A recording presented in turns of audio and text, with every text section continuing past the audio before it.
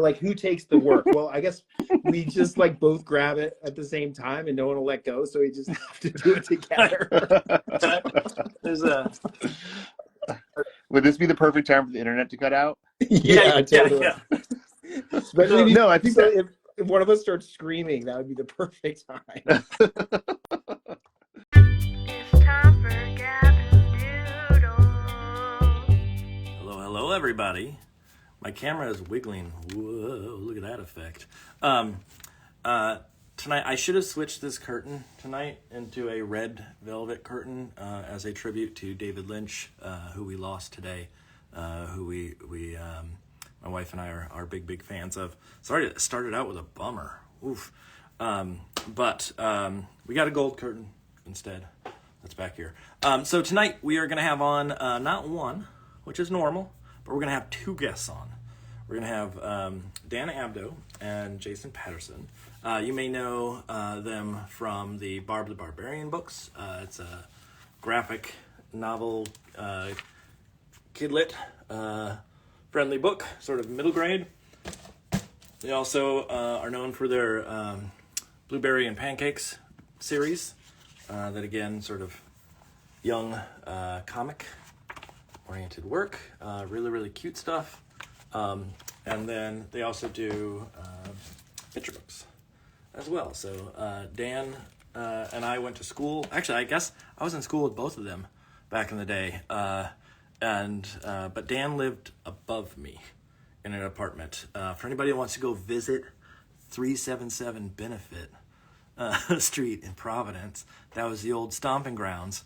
And we lived there. I was on the third floor, and Dan was on the fourth floor. I got to hear him stomp around all the time. We'll talk about it. Anyways, so tonight we're going to have both them on. Jason's going to join us a little bit later. And again, as always, I am going to post stuff on YouTube on the Studiohoffmann page. So just for those that are seeing this on Instagram and you want to watch it in a different format or whatever makes sense for you, it will be there as well. So I'm going to let in our special guest here, and then we're going to get going for the night, and we'll be talking and making. So.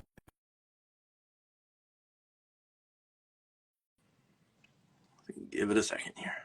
It should come through. I think it will go. Oh, there it is. Okay. you see me? The angle is like this weird. So this is the inside of Dan's nose. And, There's my bald spot. Okay, is that good? Yeah, it works. It works. We don't have to do this for long. Just enough that we can sort of see each other.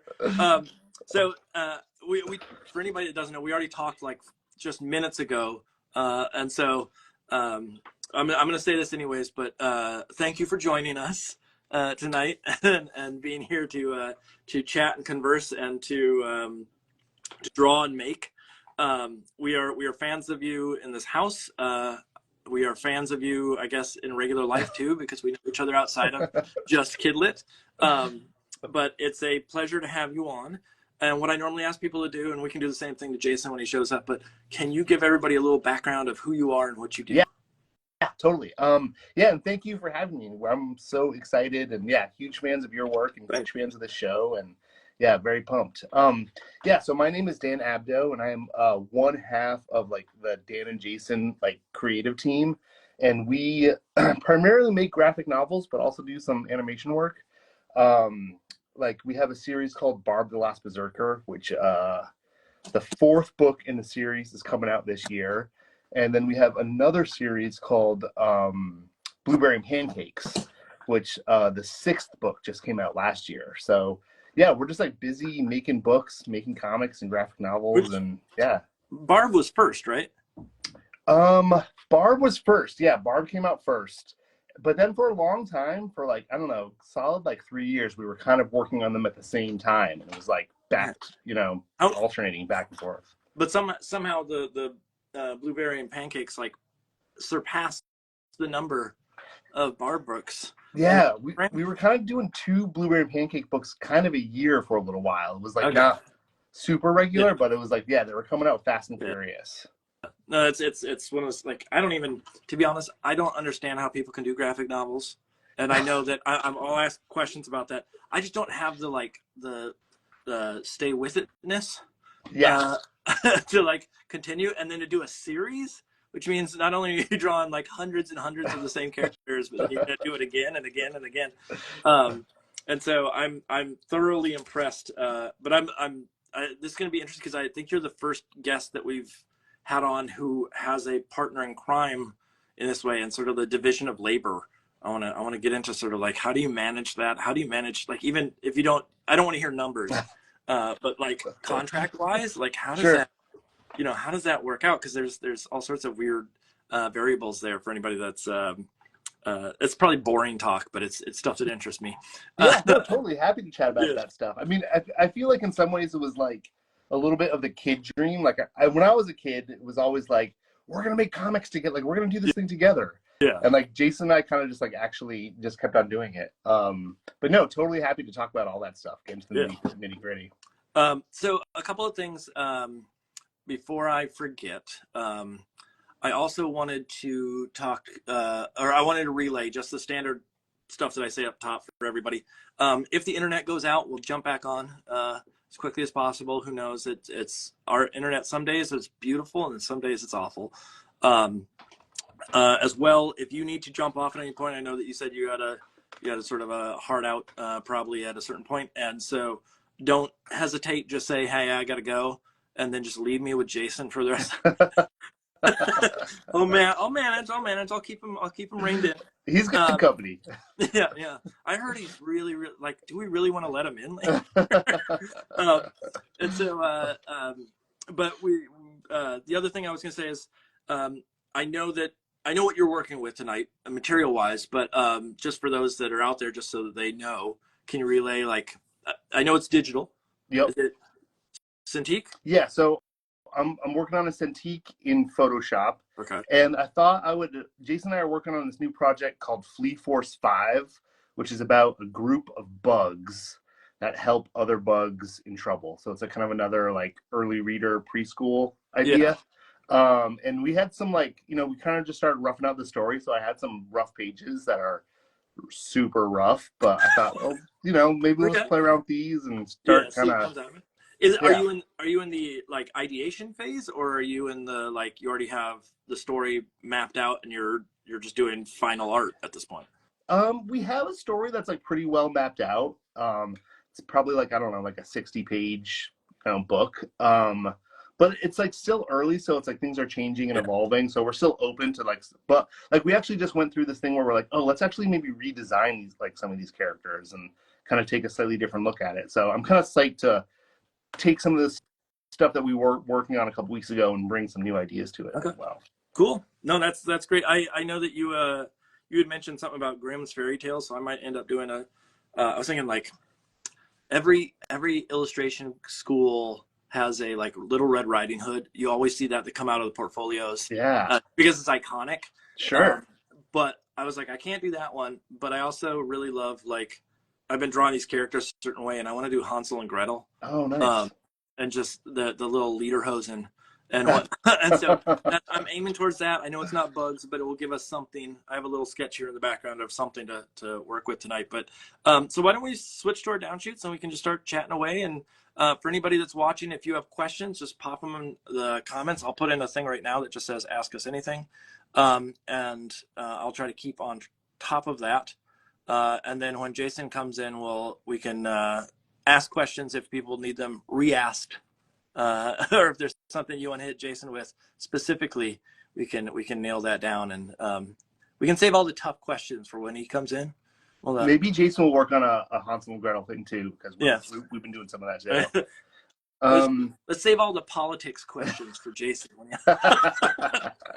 All the real like philosophical debate questions. Yeah, he'll solve all that stuff for you tonight. Yeah. That's what I need. I need the answers in life.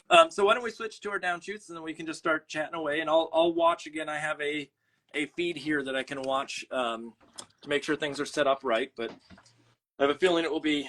I mean, you were a film student. Did you take animation classes when you were in school? I did, yeah. So you must know a downshoot then. Yeah, I think I just did it, which is good.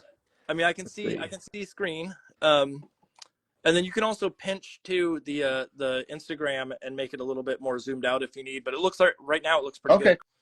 Cool. So I'll just keep on working. Yeah. So if I zoom in like this, then you can see it. Yeah. Okay. We got cool. I mean, basically, you can zoom in, zoom out. As long as people can sort of see what's going on, then I think we're probably pretty solid. So let me before Jason comes on, I want to ask the questions that are like, I'll ask you about you, and then we can get into like the dynamic duo as we go further down the line. But so you started out in animation, or not animation, in film, sorry. Yep. And we went to the same school, as I mentioned up top, for anybody that doesn't know. I don't think we ever had classes together. Did you ever take it? I don't think I ever took an animation class or a film class or anything in the FAV building. But did you take any illustration along the way? No, I never took any illustration classes. Yes, there was no crossover there. Yeah. But we do have a connection through the old Nintendo 64. That's what's funny. It's like that's the first thing when your name pops up. I'm like, I remember playing at least GoldenEye or Mario Kart, one of the two. Oh yeah. Back in the day, and it would be like Greg and you and I think maybe Seth and other folks would be down in the down in our apartment, and it was just like that's just the era in my mind. It, like you talk late 90s and it's GoldenEye. Yeah. But so you're doing stuff that's in book form, but obviously your skills as a film and in the animation industry have sort of translated over into graphic novels. But can you talk a little bit about that, sort of like the transition, and are there things that are like similar or potentially very different between sort of working for moving images versus still images?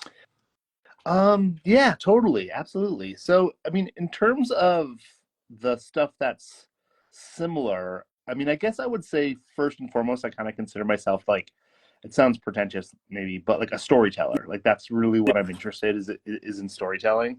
And so like, I always kind of thought that film would be the way to do that. And I feel like my whole life has kind of been, just figuring out how to do it. Like, is it going to be film, or is it going to be animation, or is it going to be writing, or is it going to be graphic novels? And it's like, it kind of, changes, and it just depends on like what's, what's available, and like what's going to be the best way to do it.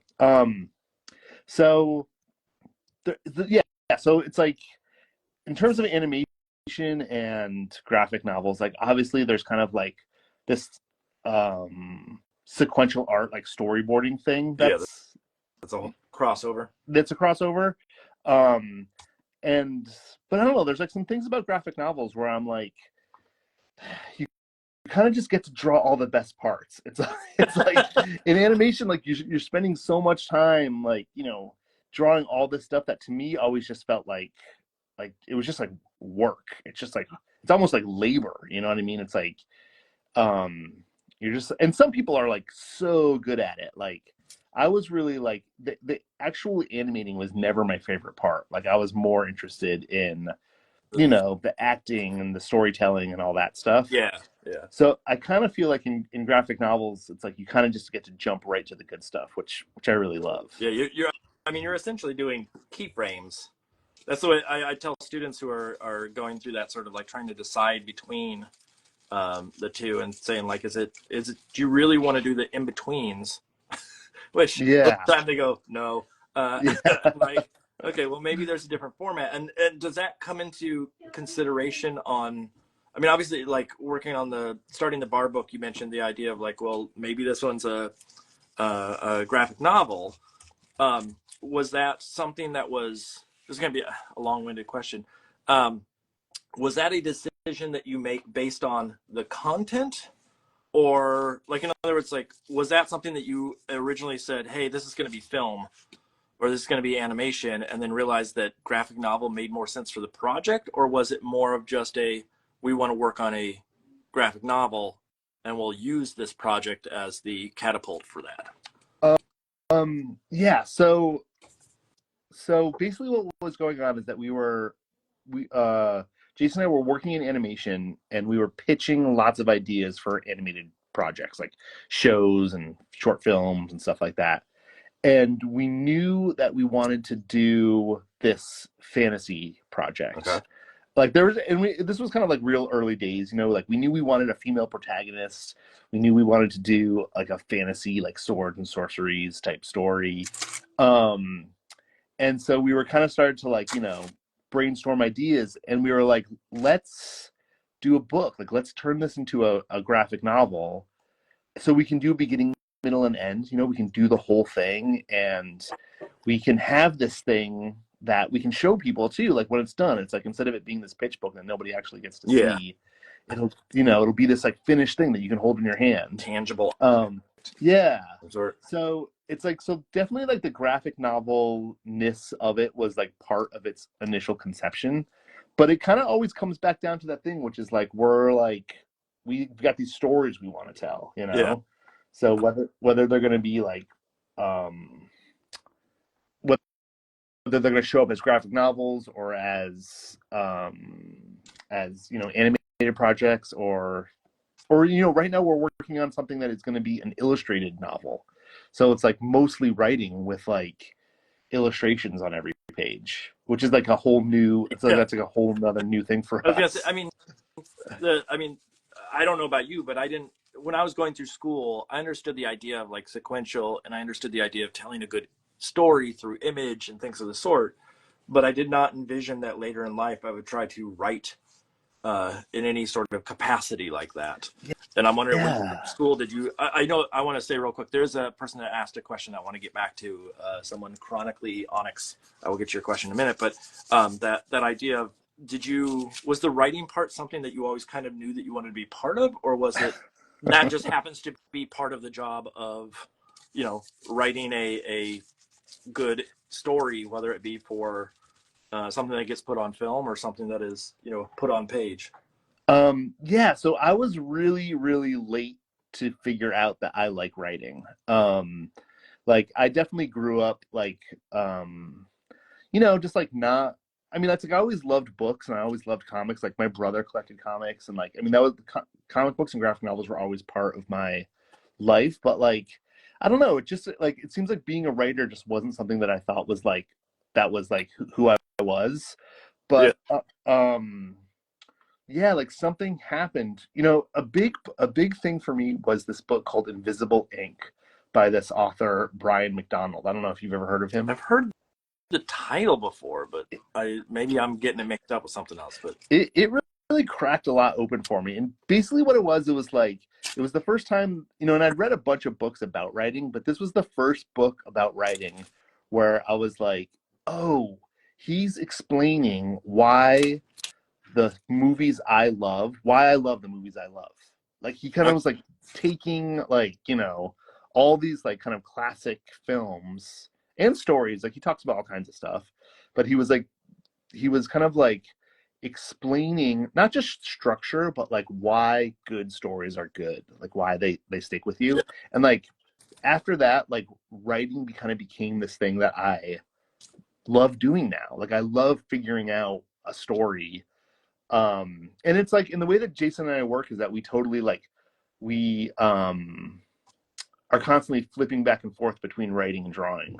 So it's like, as we're writing, we're kind of like, filling in the margins with drawings. And then like we pass stuff back and forth too. So it's like, I'll write something and then Jason will cross it out and he'll like, write something better, and then he'll draw it, and then like I'll go back in there and draw something, and like, so it's kind of this like, it's this like, it's this fun back and forth that's like a real like combo of writing and drawing. It's very nice of you to say that he wrote something better.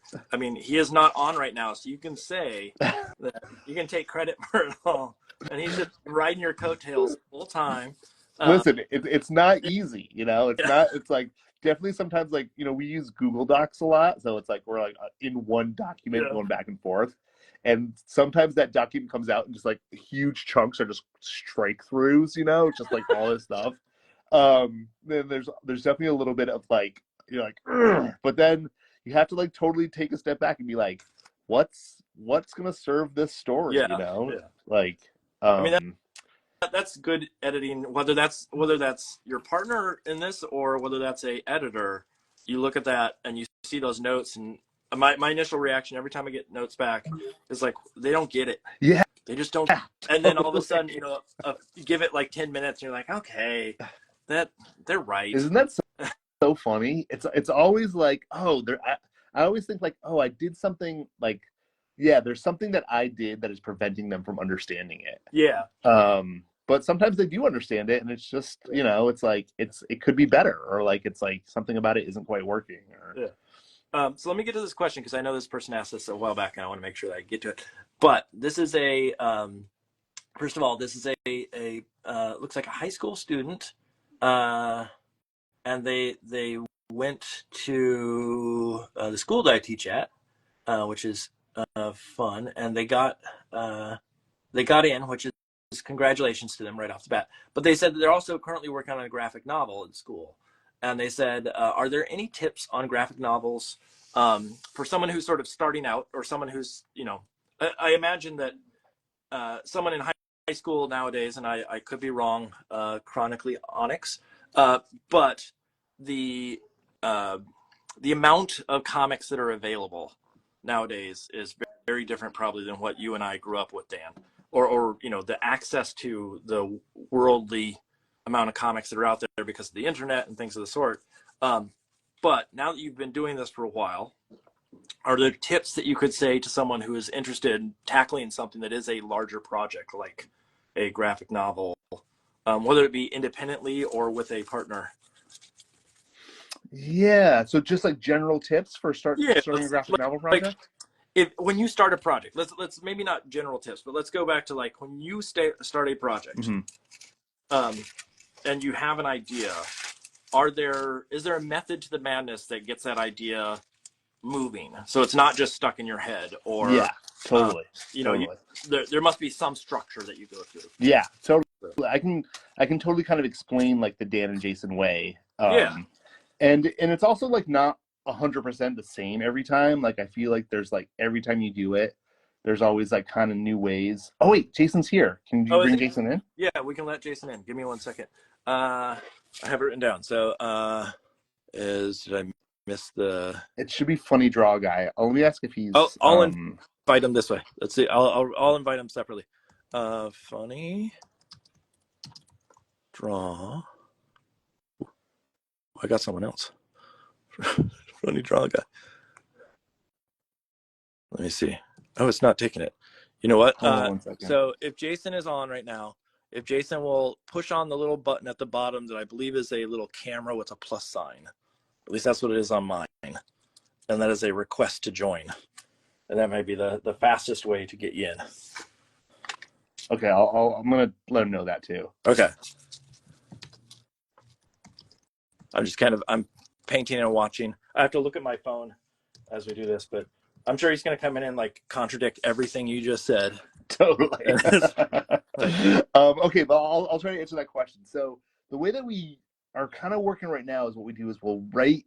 So like we talk about an idea first, right? Yeah. It's like we're just kind of like we talk pretty much every day, which is like, you know, I'm in Vermont and Jason's in New Jersey, but we just like get on the phone and like talk, you know, just shoot the breeze while we're like, you know, working on stuff. And so one of us will have an idea and we'll kind of like talk about it and figure it out. And then sometimes we'll start with some drawings to kind of like start to visualize it, just like maybe some character designs or something like that. And then we'll make an outline of what the story is. And like that'll just be like super rough beats. Yeah. But like once like the outline is starting to feel like it's like, oh, it's like starting to take shape. And even while we're doing these rough beats, we'll like add in like jokes and like little pieces of dialogue and stuff like that. And like we're working on this project right now so we did this outline, and then Jason actually started just to draw all of these really cool little illustrations to go with it, like these almost like style frames, you know, which really helped like start to like visualize what the world was. But even though, and so we did all this work on it, but then we took that outline and then like redid like the first act, like totally changed things, and then that's gonna then change the rest of it. But so it's like this living, breathing thing that we're constantly like shaping and molding. But with that story in particular, like now it's in this like really good place. Like I did all this writing. I just probably wrote like 4 pages of all this like backstory, and then Jason just rewrote it and turned it like. But it's like so much better now. He like made it way more efficient and like did all this all this awesome work on it. And so, is there ever a before he comes in, because I'm waiting to see if he requests the ad, but is there ever a fight? Not really. I mean, there's definitely times where we disagree, Okay. But it's kind of like if it's something that one of us really, he says he's still here. Okay. There is one of the buttons is a request to join, and I'm gonna just ask him. Do you see? Oh, you know what? I think maybe it's a plus symbol. Let's see, I'm watching on my other feed. No, I'm watching. How do you do that? If anybody knows, I don't know why this. The problem is I don't have, or you know what? Maybe I'll try a different way. Oh wait, I see. He has joined. Oh, so cool. It's a matter of, can I add as moderator? No, that's for comments. Okay, so he just needs to request, and I think I see the request. There it is. Boom. Okay. Let's see if this works. It should. It always takes a second. Hello. Here, I'll do this. I'll do this. You can. He's in. Dan, I'm here. Keep working. I'll do this and talk to Jason this way for a second. Hi, Jason. Hey, how's it going? It's going okay. I don't know why that was always late. I'm always late. Yeah. We'll let Dan verify that. I'm sure that you show up late to everything, huh? Yeah. Well, thank you for joining. As I said to Dan early on in this, that if internet goes down, we'll go back up as soon as we can. You can stay as long as you want, as short as you want. But Dan was just sort of singing your praises and talking about how great you are as a editor and redlining everything that he's done previously. So, I try to be the little voice of doubt in Dan's head if I can. It's painful but necessary. I mean, it is such a different dynamic, at least in my mind, because I work sort of independent of everybody else, minus I got this really high angle here, independent of all the other folks beyond just an edit or an email, and yet here you are sort of having to converse. And so what I would ask before we dive into that and we get to the downshoot for you, or however you're going to shoot, is just to give everybody a sense of who you are and what you do. Sure. No, that's a great question. Sometimes I have a hard time answering that question.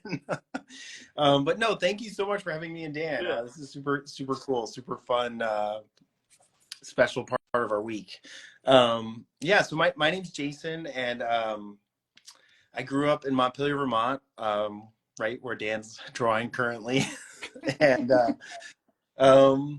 yeah, I mean, I've been really, in a nutshell, I think Dan and I like making stuff. I think at the end of the day, that's something we always come back to, is making stuff. We were both animators for a long time, which is an awesome way to make stuff, but it's also really hard. Yep. It takes a lot of time and a lot of people.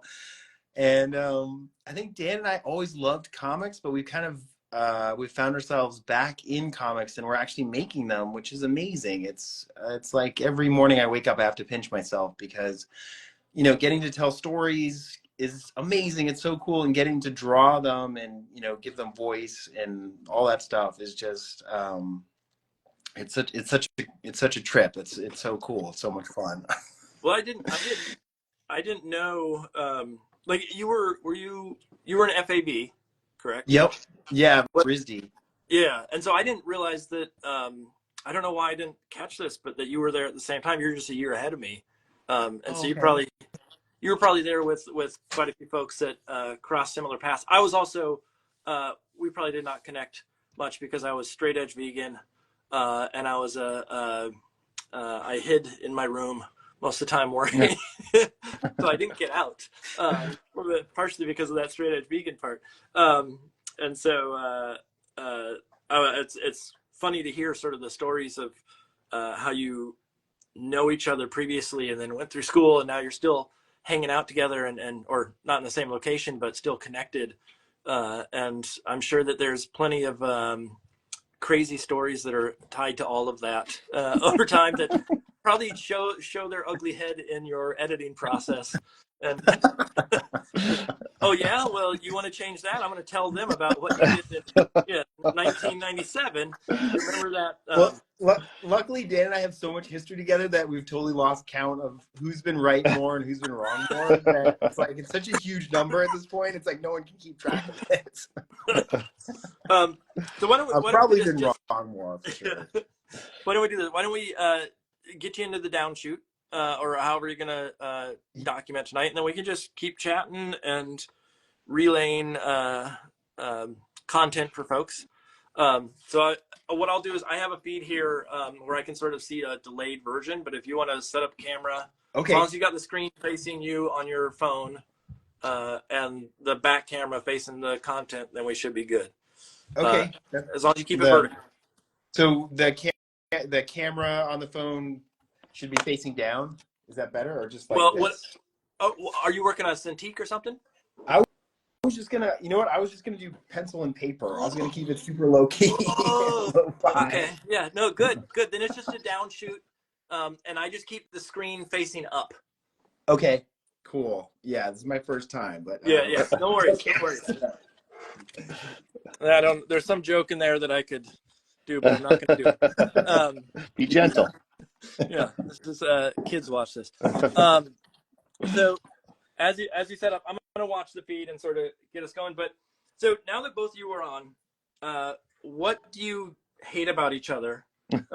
Just start right in. What's the worst thing about the other person? So tell me, I am really fascinated by the idea of sort of a partnership like this, where you've been working on projects together for such a long time, and I'm sure that there is a connection of voice between you two. Like you kind of understand each other's dynamic at this point. But I also imagine that there is sort of a learning curve with each project as you go along. And I'm wondering, can you give us a little sense, either of you, of sort of where does that show up? Is there a certain part of the process where your distinct voices sort of shine more? Or is it pretty smooth sailing right from the get-go and you like, I mean, obviously there's edits and I get edits, but like the power dynamic must be interesting. I don't mean that in a negative light. I don't mean it's like you're on arm wrestling dominance. You get online and you start growling at each other. But the idea of like when to push, when to lay off, when to come up with an idea, how to pitch to each other ideas. How does that all work out for both of you?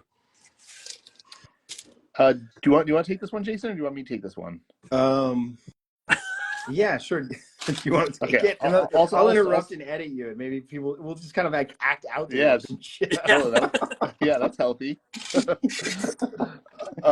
Yeah, so I mean, it's basically like, I mean, it's really, it's not like we have something that's kind of like really figured out. You know what I mean? Like, it's not like there's like rules or anything like that. Yeah. It's like, it's pretty much just like we like working together, and I think we like a lot of the same things. And you know what, I think a big part of it is like we trust each other. Like, it's kind of just like a big part of telling stories is, in my opinion at least, it's kind of like you have this thing that you're trying to impart, right? This like idea or this lesson or, you know, this thing, and it's like, and you want that thing something it just stopped. That wasn't an internet issue because it was still going, but it just stopped outright. So I'm going to let our guests back in here. Again, I don't know, or they can request to jump back in, whatever makes sense. and we will get going. But for those that are tuning in right now, it's Dan Abdo and Jason Patterson of the Dan and Jason fame. I like that I can say it that way, the Dan and Jason fame. And they are both joining us, so we have two people talking, and the internet, no, not the internet, Instagram quit on us. So let me let them back in and see if I can get them back on.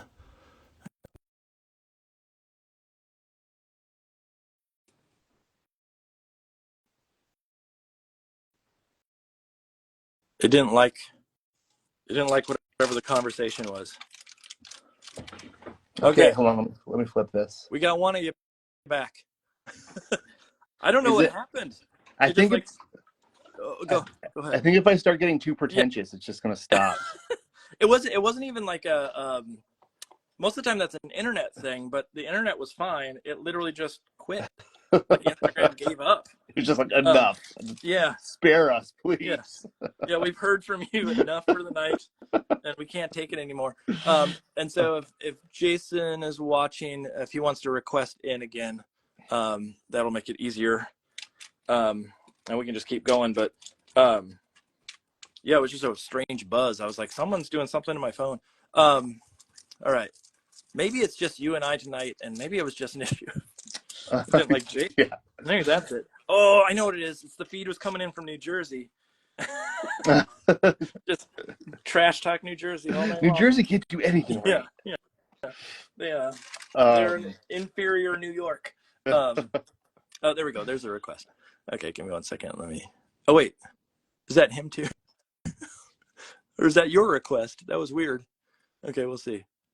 No, that must have been. Did you request back in? I did. Yeah. Okay, so that's what that was. I just saw that request, so we just need Jason to. I let him hop back on. know that we're back. Okay. Yeah, I had to save it and put it out there. So now there's like a 30-minute part one. Okay. And I will piece it all together on YouTube later, and it will seem seamless. But for now, okay. That is. I don't even remember what we were talking about. It was kind of about how we work together and yeah. how does it work. And I don't know. I think basically the point I was trying to get to is that like it really all comes down to service of the story, you know. So it's like if you're psyched about the story that you're working on, it's like just there's no like ego or no one's in charge. It's just kind of like what's gonna make the best story, like what's gonna make it connect emotionally or be the funniest. And then how do you judge that though, in the sense of like, because if it's a single person, it's sort of what your gut reaction is, but then you have two folks that are that potentially have different opinions. Is there lots of debate? Is it someone Shamar Knight Justice was on at one point, and he said, I think it was him, said that when you get a manuscript from someone else, if you don't see the images in your head, it's not a great fit. And so is it something wherein like it's an immediate, you just know that it's the whatever is being worked on, whether it be an edit or an idea pitch or whatever, that it just immediately sort of makes sense?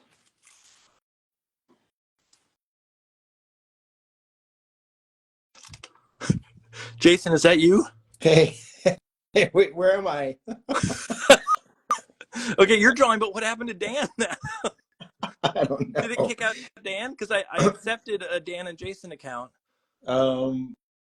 Maybe it kicked him out. Maybe it's like Dan and Jason are like Ken and Superman. We can't be in the same place at the same time. Wait. Okay, so let me see something. Hold on. This is called Technology Corner. I'm also. I feel bad. I I dropped off right when Dan was explaining our relationship, and I just left. I feel like. Let's see what happens.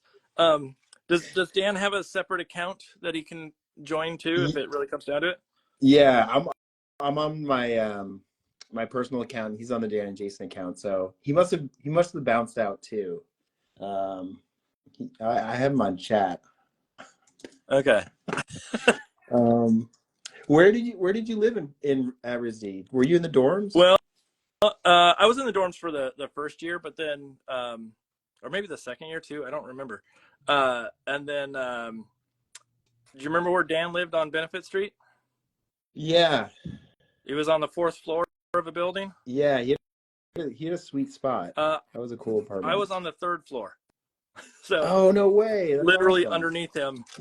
And so like I don't know if any of these names will ring a bell, but I lived with Jarrett Krasaska for a little bit, and Seth Viner. I don't know if you know those two. And then Corey Mitchell, who was in animation. I don't know if there's anybody else that was in animation that was in there. Corey sounds familiar. Do you remember, I think I remember Tall Paul, the big, tall, redhead guy? Yeah, I do remember Tall Paul. Yeah, mostly because his name rhymed. That's very handy. Paul Hayes. He was my roommate for a little bit of that too in that same apartment. Okay, so I got a request here. Let's see which. So now this says Dan and Jason on it. So if I click this and for some reason it kicks you off and lets Dan in, yeah, I need one of you to come back on your personal account. Okay, so that's let's cool. see. I'm gonna click it and see what happens. We're gonna cross our fingers. Unless we're the same person, in which case that probably won't work. Let's see what happens here. I mean, certain things will let you have like multiple accounts up, but well, because I still got you. Let me see. I don't know. This is not fun watching technology challenges. Okay. It's like when the teacher remember when the teacher would bring in the media cart and it'd take her forever to figure it out, and you realize you can't watch all the movie now. Yeah. That or I remember like this is for kids, they probably won't remember this at all, but I remember back in the day, and this is probably of your era too. We had a kid in my high school that had a remote watch, so his watch could work with certain TVs. Oh, that's and so amazing. They would bring in the media cart and he would mess with them constantly by stopping and starting the movie the whole time or whatever it was we were supposed to be watching. And it only worked with like a certain brand or something of the sort, but media carts, you bring back memories with that. Okay, wait, now you just stalled and now it's just me. Lauren, what is going on? Now it's just me. Okay, for anybody who's watching, this is not my fault. This is not anybody's fault. This is literally like some weird fluke that's happening. So what I'm going to ask is, for Dan and Jason, I'm assuming both are sitting there going like, what is going on as well? I need one person at least to come through on their personal account. I have Funny Draw Guy for Jason. If Jason can log in with that one, and then Dan can log in with the Dan and Jason, I think we can all be on the same page. But we're having like stuff drop every which way.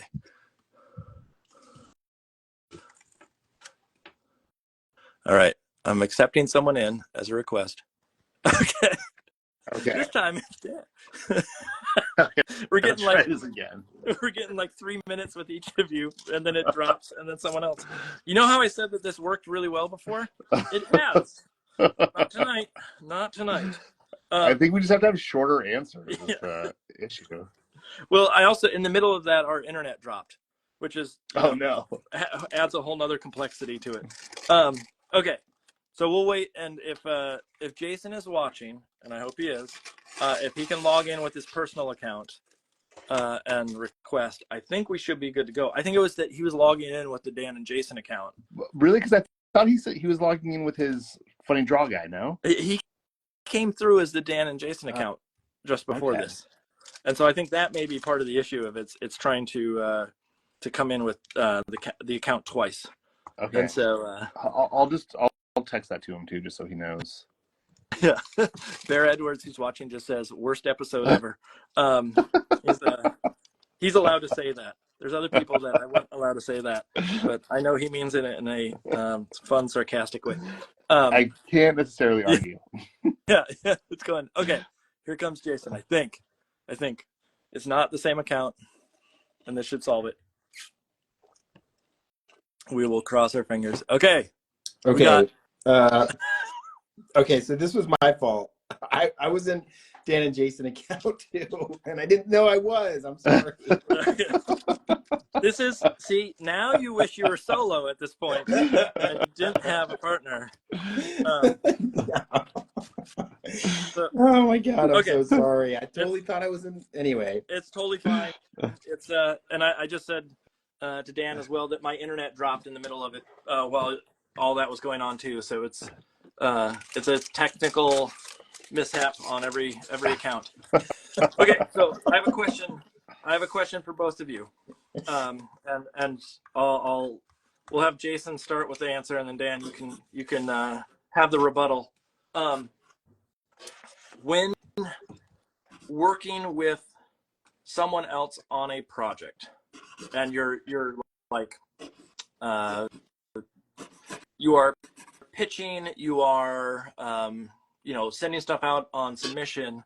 Is there a sort of a role that you play in those situations that changes depending on what the project is? So like the equivalent of one person's the contact person, or is it's every man for himself when an email comes in? Like how do you divvy up the work essentially? That's a good question, and I think Dan and I we had we had such a long history together. We would we were directors at Hornet, which is like an animation studio in New York, and we would just like any job that would come in when you're working on like as directors on an animation studio, like different projects will come in and the head of the studio will be like, hey, why don't you guys pitch on this one? Yeah. And Dan and I were kind of the story comedy guys. Like, I don't know. It's like we were kind of, it was kind of broad enough that it wasn't like there was one thing really that stuck out for us. It's more like our sense of story and our sense of humor. And like, we would always we would change styles a little bit, or we were very flexible about like, we would pick something that would look best for the project, depending on if it's like for the New York Times or if it's like for Apple or Nickelodeon or whatever. And so I think those like that kind of kung fu, that kind of flexible kung fu just kind of like stuck with us. And now when we approach like a comic book, we're like, what's the best look for it? Should it be like a really clean line, or should it be kind of like a jagged line? And so we kind of always approach things inside out, I think, hopefully. And I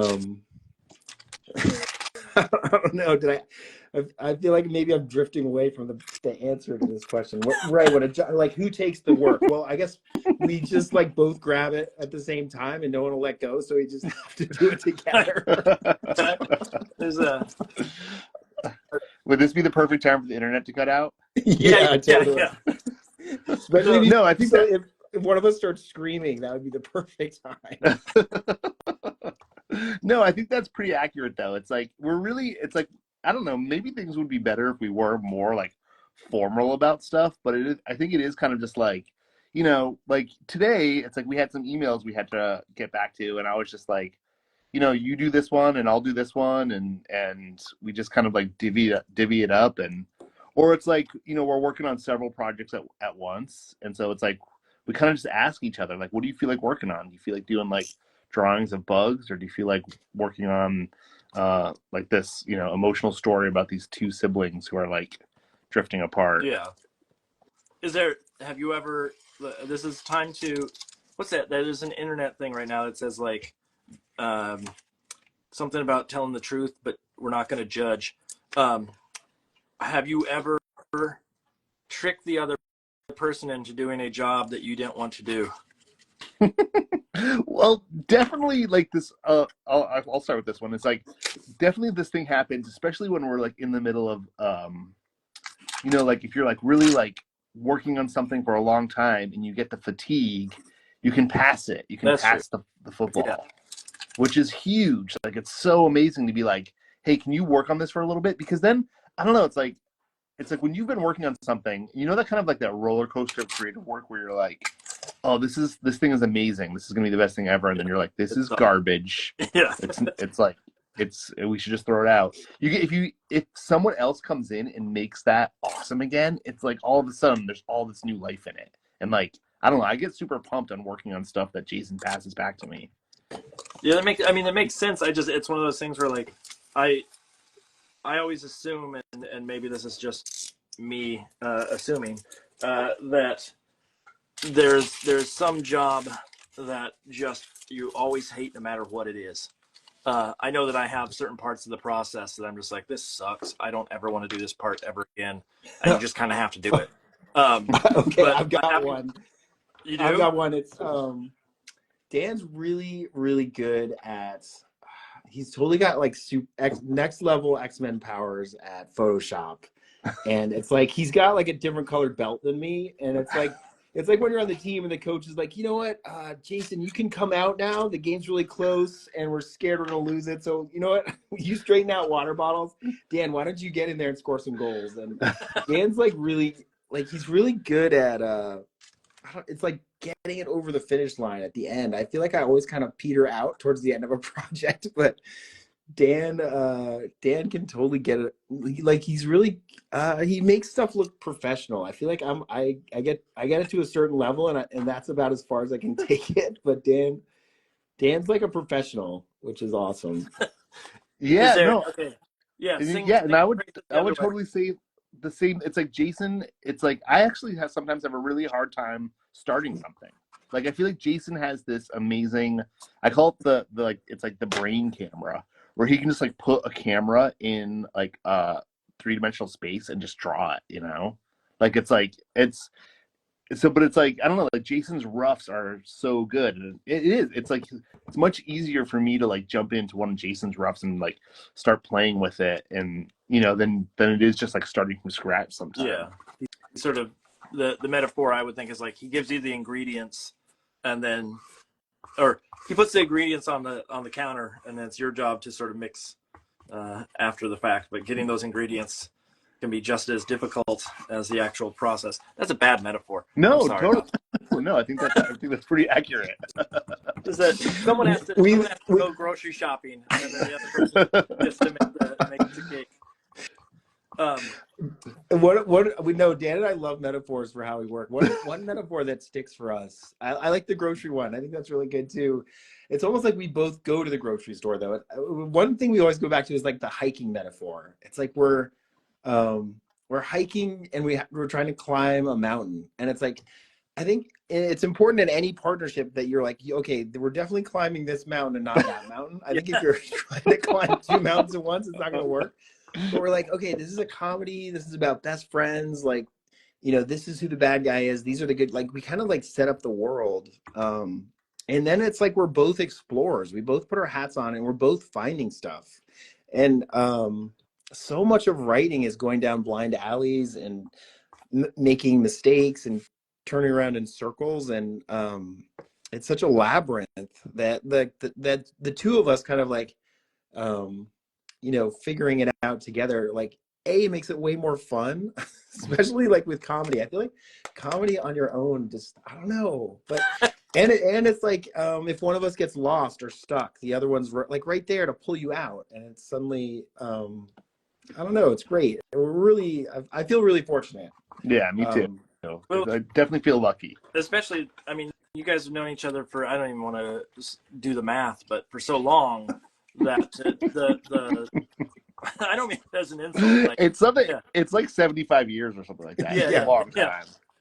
It's VCRs were like really cool.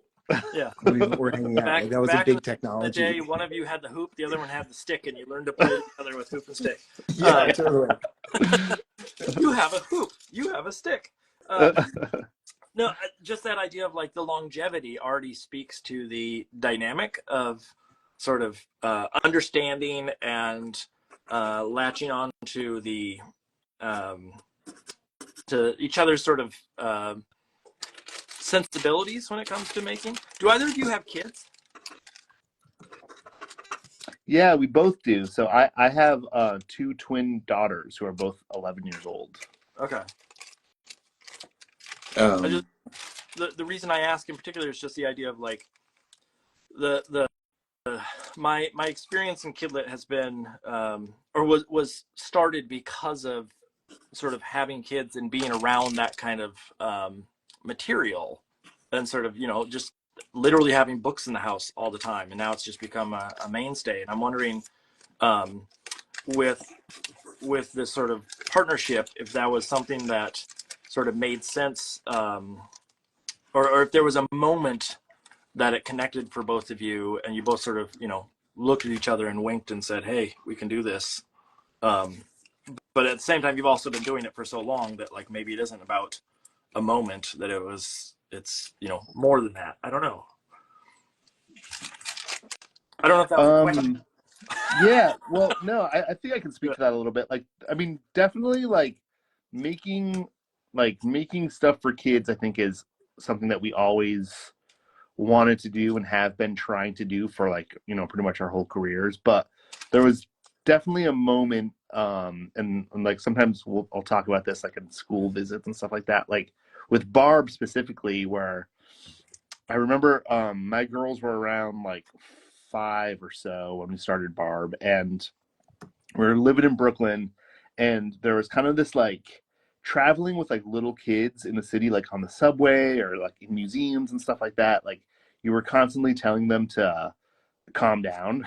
You know, it's like, you can't be crazy right here. It's like, this is dangerous. It's like, you can't be acting nuts. Yeah. But so we were like, what if we had a hero where that was her power? Her power was that she just goes nuts. That she just goes berserk. So there was definitely that kind of like, we were definitely starting to pull inspiration from our own lives when we got serious about making books. And then it's a matter of just convincing the other, like, this is the idea that makes sense. So I'm gonna get into the brass tacks here, because this is to me one of the more interesting things, because I teach a professional practice class that, in fact, is starting up next Thursday. If there's any students watching, Thursday. But how do you navigate the contracts as partners? Is it 2 separate contracts? Is it one contract that has both of you on it and it's like split? Is it, did you get 50-50? Does someone get more? Do you want to do this one, Jason? Oh, sure. Yeah, the contract part's actually my favorite. It's the hidden joy of creativity is the contract. It's like you get in it for the drawing, but then you're reading these amazingly written, like lengthy contracts that take them so long to write. Oh. It's amazing. Oh. But it's an important part of it. No, Dan and I are basically we're kind of like we think of ourselves as a two-headed troll. So we're both on all the contracts. I think technically we both signed the same contract. Yeah, so it's all 50-50. Yeah, it's all 50-50. Yeah. It's just it's a dynamic that I haven't, like, I've heard of, like, partners who are married and things of the sort working on stuff, but because there's a now, correct me if I'm wrong, but I don't think you two are married. Yeah. No. It's a very long distance relationship with one of you onto the other. Yeah. But just that idea of, you know, in that case, all the money goes to the same household. But in this case, it's one of those things where it's just like, for me to understand it or wrap my head around it, I just don't quite get it. But I think, you know, if I lived in it, I'd probably understand it in a hot second. But do you guys not like contracts? Oh my God, we hate contracts. They're the worst. They're totally the worst. But I mean, it's I mean, I think it's like a handshake contract between us, where we've just been in the trenches for so long that I mean, I think every once in a while, if like something came along and it was like a passion project that Dan was like, I want to just, you know, I feel like I just got to do this on my own, maybe, but it hasn't really happened. Occasionally, we'll take like outside work, I guess, but yeah, like Jason has it does cartoons for the New Yorker, which is like totally his own thing. Yeah. Which, you know, so it's like there are like things that are, you know, like, but I don't know, for the most part, for the past, like, you know, good chunk of years, we have just been partners. It's essentially like we're independent contractors, you know. No, it makes sense. It's one of those things like it's just so out of my realm that I like. It's a question I have to ask. Yeah, sure. Okay, so back I, into. Oh, go ahead. Oh, I just to add on to that, because I think another reason it seems weird or strange or unique is because Dan and I come from animation and kind of like a little bit of film, where like writing teams and directing teams are way more common out Yeah. in LA and stuff, and I guess it's just less common in comics, but essentially Dan and I are just bringing that kind of kung fu into illustration and comic book stuff, right? It's like, Yeah. I think that's how we approach stuff, is as if we're on like a little film shoot. No. Yeah, totally. Are you, Jason? Are you into martial arts? I love that movie Karate Kid. Karate Kid was awesome. Yeah. Okay, so this is why we're thinking about kung fu so much, is Dan and I just started working on this project for Turtles, Teenage Mutant Ninja Turtles. Oh yeah, yes. Yeah. Okay. And we're super psyched about it. And it's made all the kung fu bubble back up in the back of my brain. It's funny that I normally don't pick on people. I feel like I can pick on you guys, but just No, yeah, go for it. twice, I'm like, there's something going on here. It's either a love of it or you're practicing at the dojo right now. I wish. So talk to me a little bit about sort of your upbringings, because I mean, obviously you both ended up at RISD and you both ended up there at the same time. But even pre-high school, what was art a big thing? Was it something that you sort of came to later in your childhood? Did you have parents that were super supportive? Want me to start this one? Yeah, go for it. Sure, yeah. Yes. So for me, art was always the thing. It was kind of like before anything else. Like it was like the main thing that I liked and wanted to do. And yeah, my mom was super supportive. Like she was just like, she totally saw that it was this thing that I loved, and she like, I feel so grateful for it now. But she was like getting me in art classes, and I had an older brother, and we both just like loved comics, and she was just like taking us to a comic shop, and yeah, so it was kind of like, for me, I don't know, I was always kind of like, there really wasn't another option, Yeah. It was like this was it. Yeah, no, which is, I feel like I was always drawn to that in Dan, like when we were in high school. Like he was all in on art, and I was always hedging my bets. I was like, I don't know, this seems like a really stupid way to try to make a living. I was like, maybe I should try to like do something else. But You weren't totally wrong. yeah, I was totally wrong. No, you weren't totally wrong. It's pretty tricky. It is.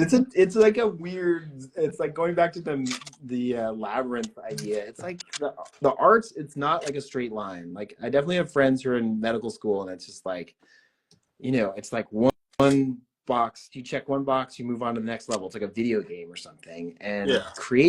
the creative field is much more Han Solo and Chewie flying around, sweating bandits hunting you, and not, the ship's not always working, but it's definitely exciting. And I don't know, it's worked out for me and Dan. We've definitely had our share of luck, but we've also had our share of epic failures. And I feel like a lot of careers don't really I'm sorry if I'm kind of all over the place here, but a lot of careers look at failure as a negative, but in the arts, I feel like it's so important to fail spectacularly.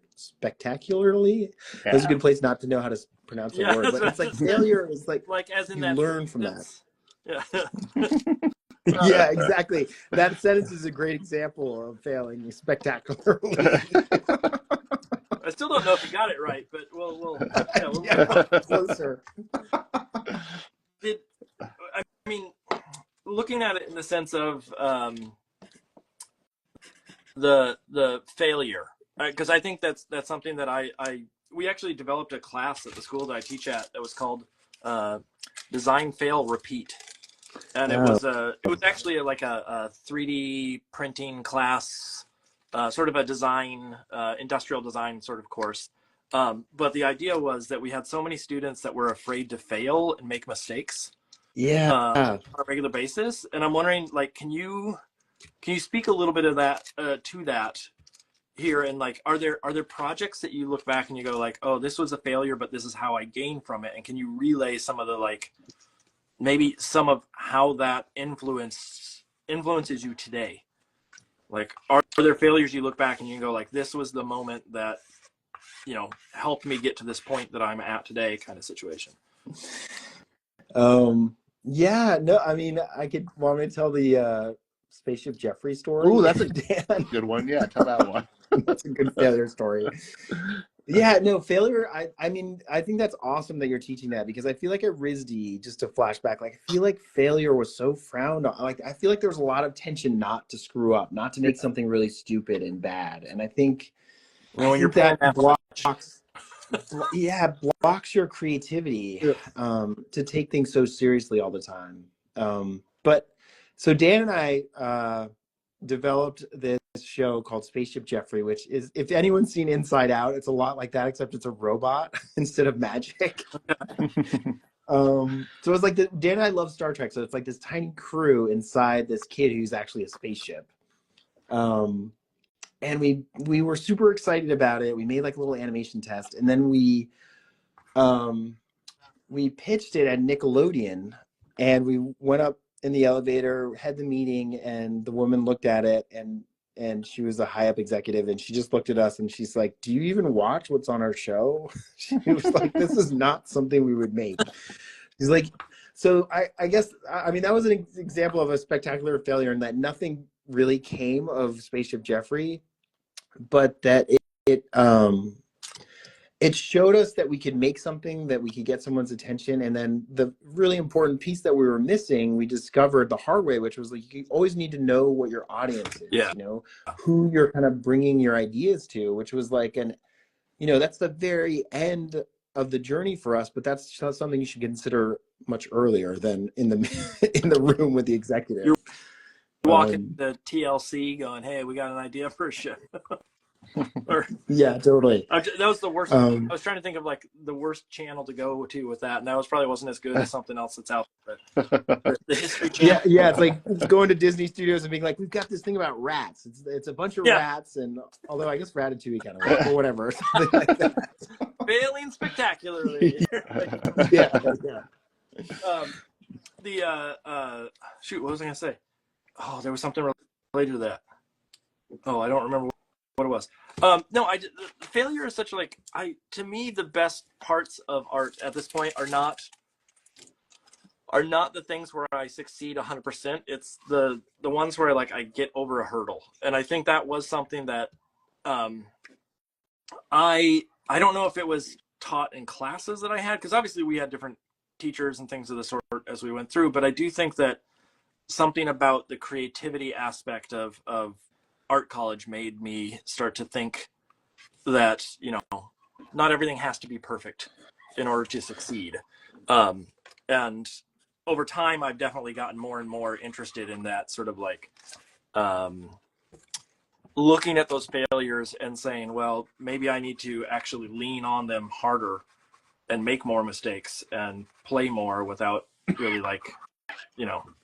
and I don't know if that's the same sort of sentiment, but just that idea of letting yourself make those mistakes, I think is a very valuable lesson that should not be skipped over or looked at, frowned upon by folks.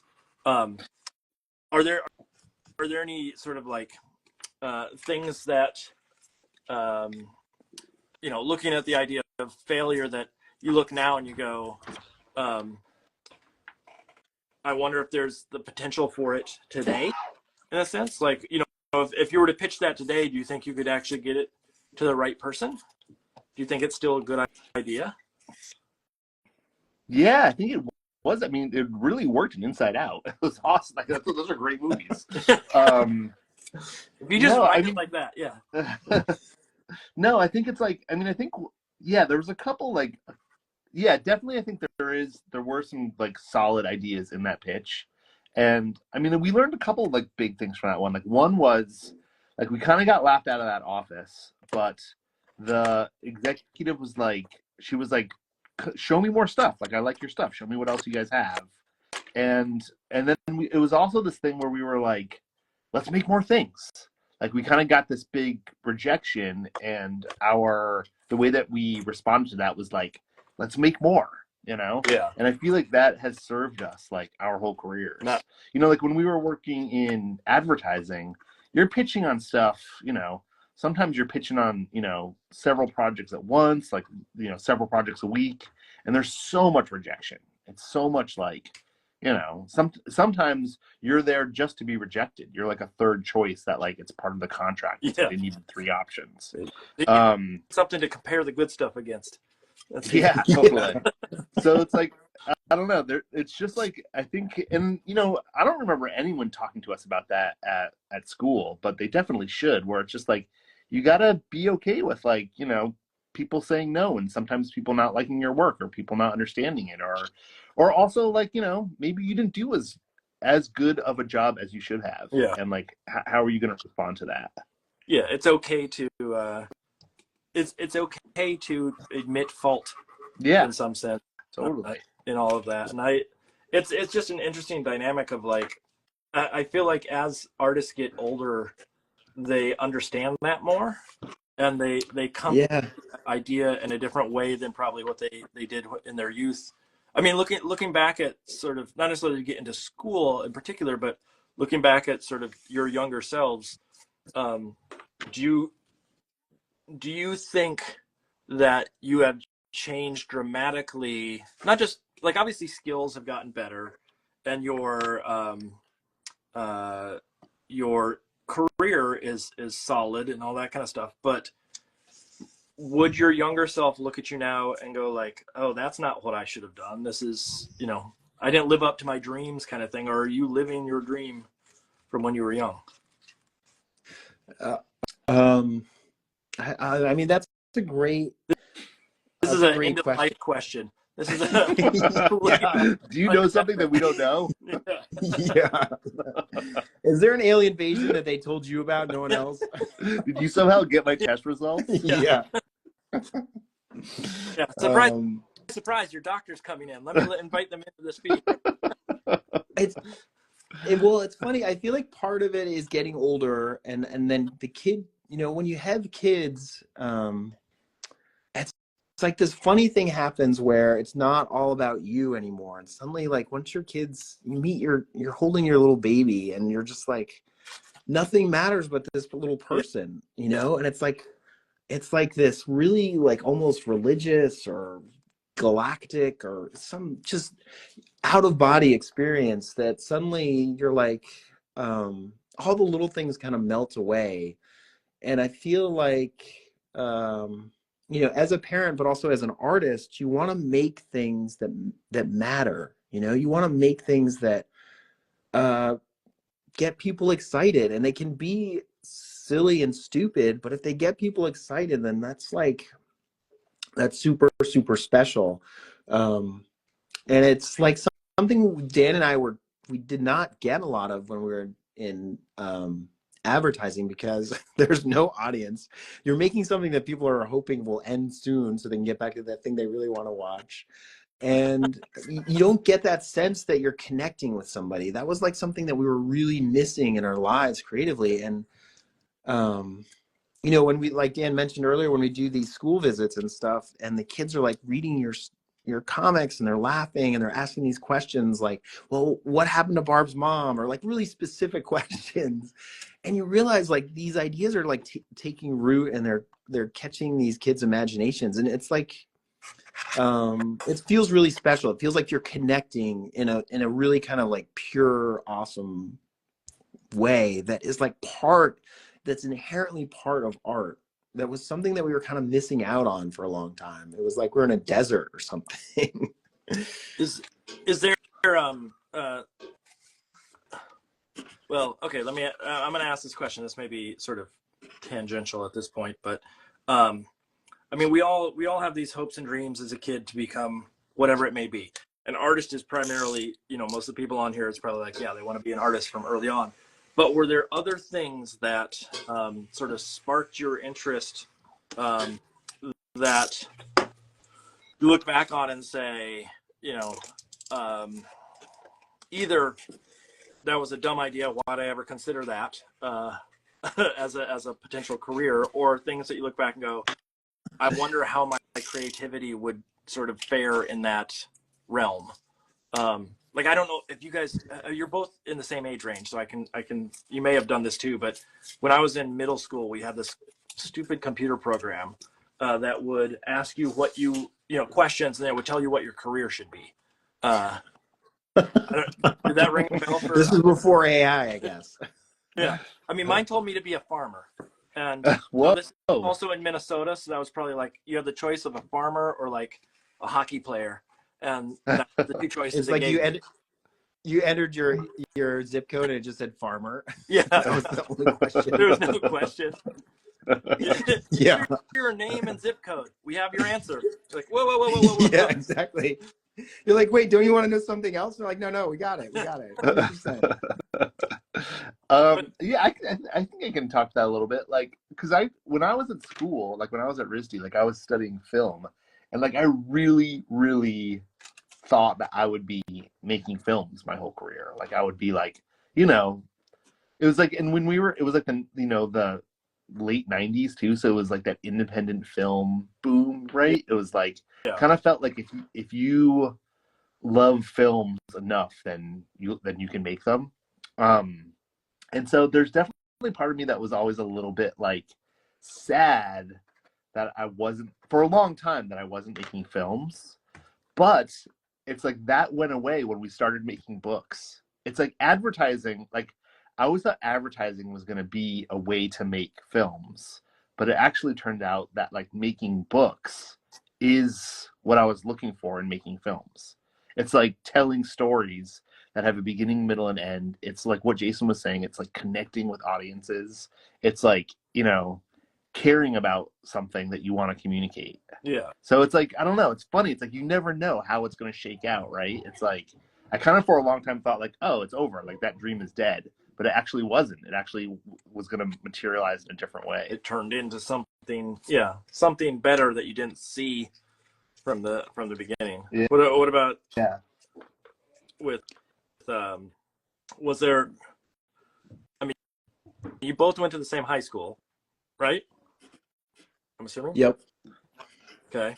Was there a teacher that you both had that was like essential in your artistic upbringing? Yeah, we had a lot of really great teachers. Our teacher was really a special person. Her name was BARB, which is kind of funny. We named BARB before we remembered that we had this awesome art teacher named BARB, and she was one of those people that just was super encouraging. It's kind of like Dan's mom, like Dan was talking about his mom, but she was just like, you guys are really talented. Like, you should be artists. Like, this is so great. Like, she was such a cheerleader. And, you know, we grew up in Montpelier, Vermont, which is not like an artistic creative hub, you know, by any stretch of the imagination. I mean, I think if we enter our zip code, it would have been State Department or farmer. Like, that would have popped up. Or bridge builder. That's the our bridge. Yeah. Build your bridges with roofs on them. What? Wouldn't that just make it a house? Just trust me, make a roof on your bridge. But yeah, no, I mean, that was like really, like, having that encouragement was really special. And then we had this other teacher that was really cool, Mr. Bates, John Bates.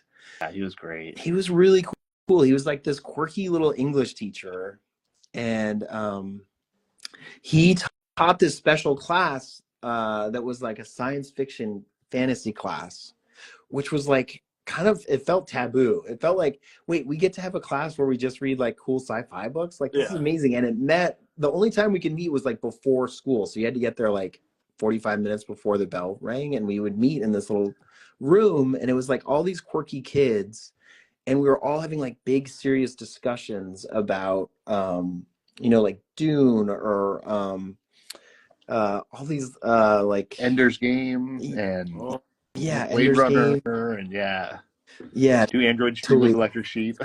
Yeah, it was really, really cool. It was like saying like these pulpy stories actually matter and have a lot of depth, which no, we weren't getting that anywhere else in school, or you know, no one else was talking seriously about these stories. Yeah. And it was like really special. It was really cool to kind of give those like the same like intellectual weight as, you know, Huckleberry Finn or The Room, or you know, Yeah. all those other Yeah, great Scarlet novels. Letter. Yeah. Well, I mean, speaking of that, I mean, you're both now in this graphic novel and sort of sequential art world, and that was not necessarily forbidden, but it definitely was not treated with the same, I don't want to say like the same, what's the word I'm looking for? Yeah, like status or importance. Yeah. I was Important. gonna say gravitas. Yeah. Oh, that's a good one. That's one word that makes sense. I was like, that's a better word than I ever would have come up with. But just that idea of now they're considered like such a healthy reading introduction for kids, and who cares that it's sequential and it's all of a sudden, you know, it's or that's a comic or it's a graphic novel. What matters is the kid is reading. And I'm wondering, sort of, were you both comic nerds back in the day? I mean, you mentioned the idea of the fantasy stuff, and you mentioned stuff like Ender's Game, and Ender's Game used to be my favorite book when I was young. I mean, I'm not a big fan of the author now, Right. for various reasons that we won't get into here.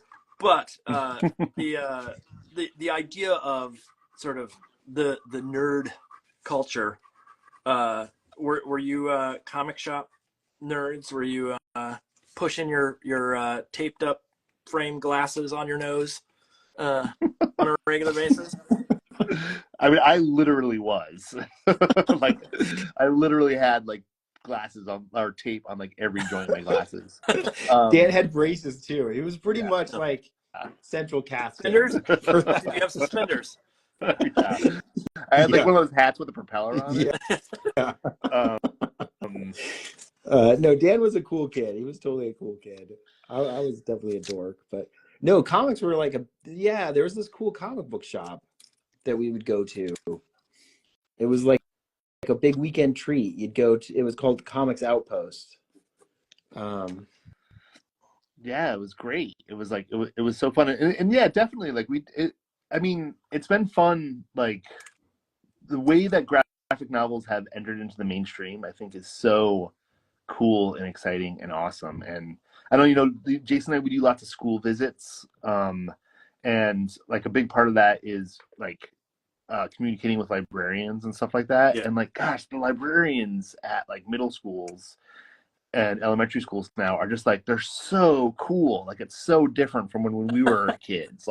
They they really Yeah. are like these like cultural ambassadors. Like they're like just like these badass, like interesting, artistic, you know, like lovers of literature and graphic novels. And I don't know, it's like it's really neat. Like I remember going to this one school, and like every kid that came in, she was like, "Oh, I've got this book for you. Oh, I've got this." Like it was like, Yeah. she was just like feeding this like hunger, you know. It was so awesome.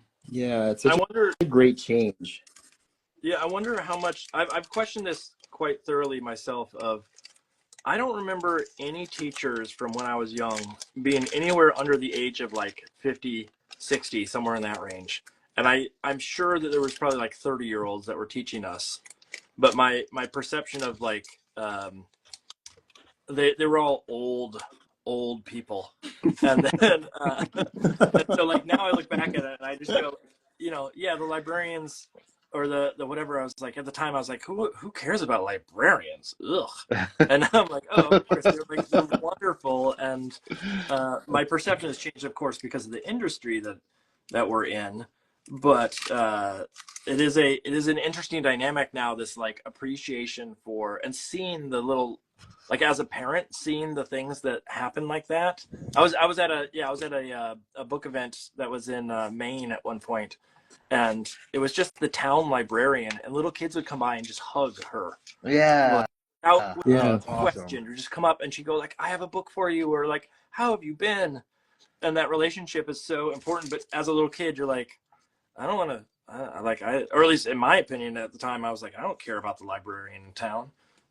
Yeah, they were more like disciplinary figures when I was a kid. At least that's how I saw them. But no, it's the same in our town. Like we have this amazing library in Montpelier, and like the librarians in the children's sections are like, they're just like the coolest, most fun, like supportive people. And they're like, there's like Pokemon classes and crochet classes, and it's like Legos, and it's like, and I mean, my girls go there and like they don't want to leave. Like all they want to do is just like curl up with a graphic novel. Yep.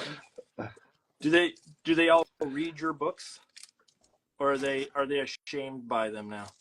Like, gross, that's Dad's book. Yeah. It's definitely on the horizon for me. Yeah, well, it's funny, like, it kind of goes to like that you kind of see your kids develop and grow up, and you realize that, certain stories, I mean, kids can handle a lot in stories for sure. Yeah. But there are stories that just lose their appeal as kids grow. They just want more nuance, more depth, like more subtext, like all of those like different layers in storytelling. Whereas like emerging readers, which is kind of where Dan and our sweet spot is, like first, second, third, fourth grade. And it's funny, like that age is such a cool time in your life where these kids can read to themselves, which is awesome, but they also totally believe in magic. It's like everything feels real and possible. And then after that, like 5th, 6th, 7th grade, they start to question everything. And they're like, wait a minute, is this real? Like the guy comes down the chimney and does what now for everybody? It's just like the world starts to they start to see it more clearly for what it really is. But and for all those kids watching right now, yeah, we mean that we're editing everything's later, fine, right? Are we editing this later? I don't think there's any kids that watch this, but we'll just say yeah. Yeah. Magic is real. Magic is real. Yeah. I mean, one of the things that must be interesting too is just with the books that you guys are writing are on that cusp of sort of independence and the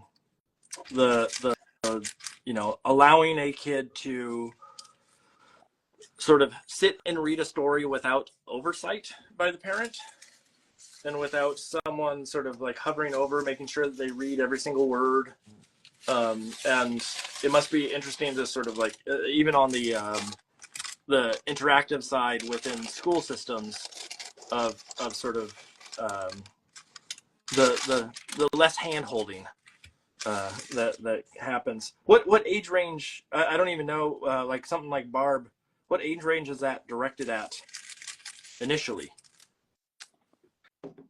Yeah, so BARB, it feels like the sweet spot is really like 3rd grade to 5th grade. Okay. It's like, I think like younger kids, I think some of them still like it, but like there are some kind of like villains, and that's like maybe a little bit scary. And then I think older kids actually can kind of get into it too, but like 6th grade, you're starting to like BARB might feel a little bit young.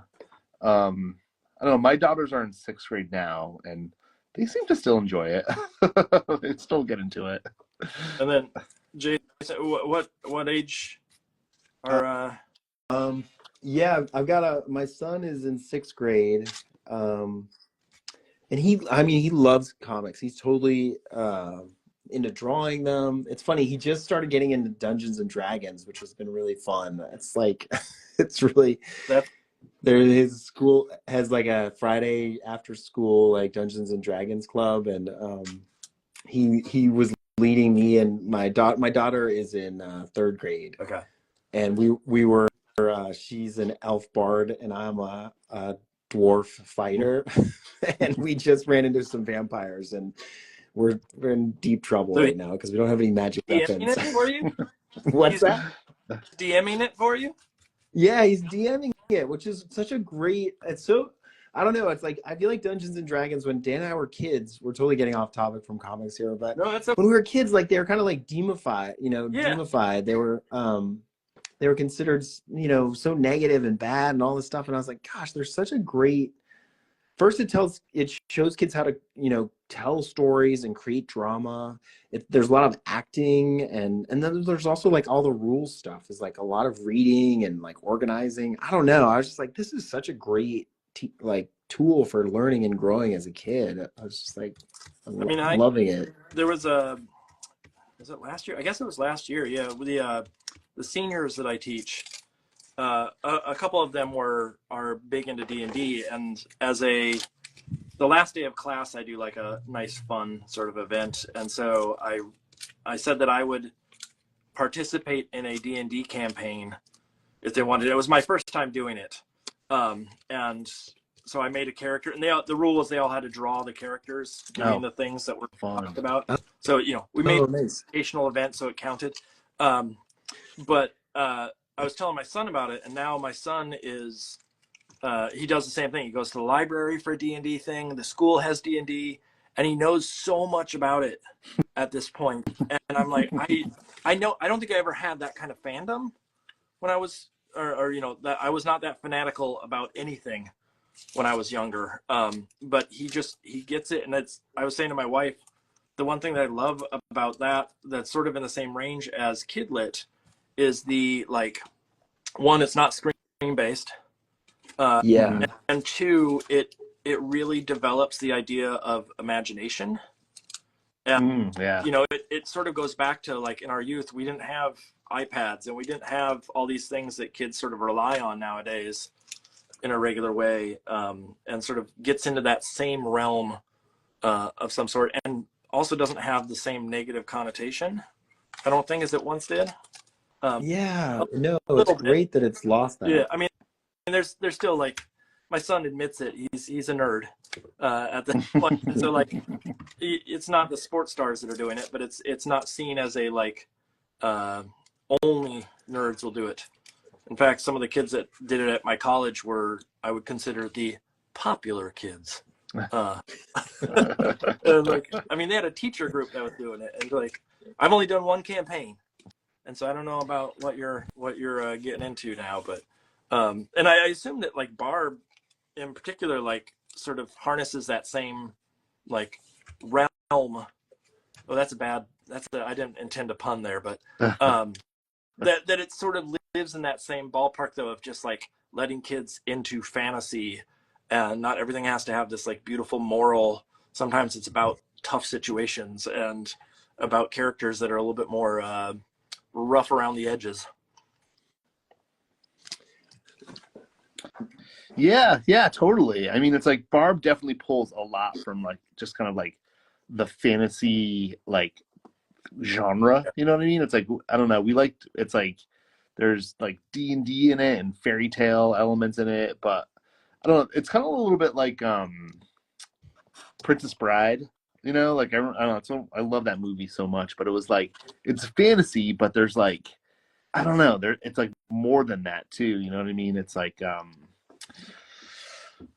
is about some real ideas, but it also pulls from all these different kind of, I don't know, worlds. It's interesting. Do you find that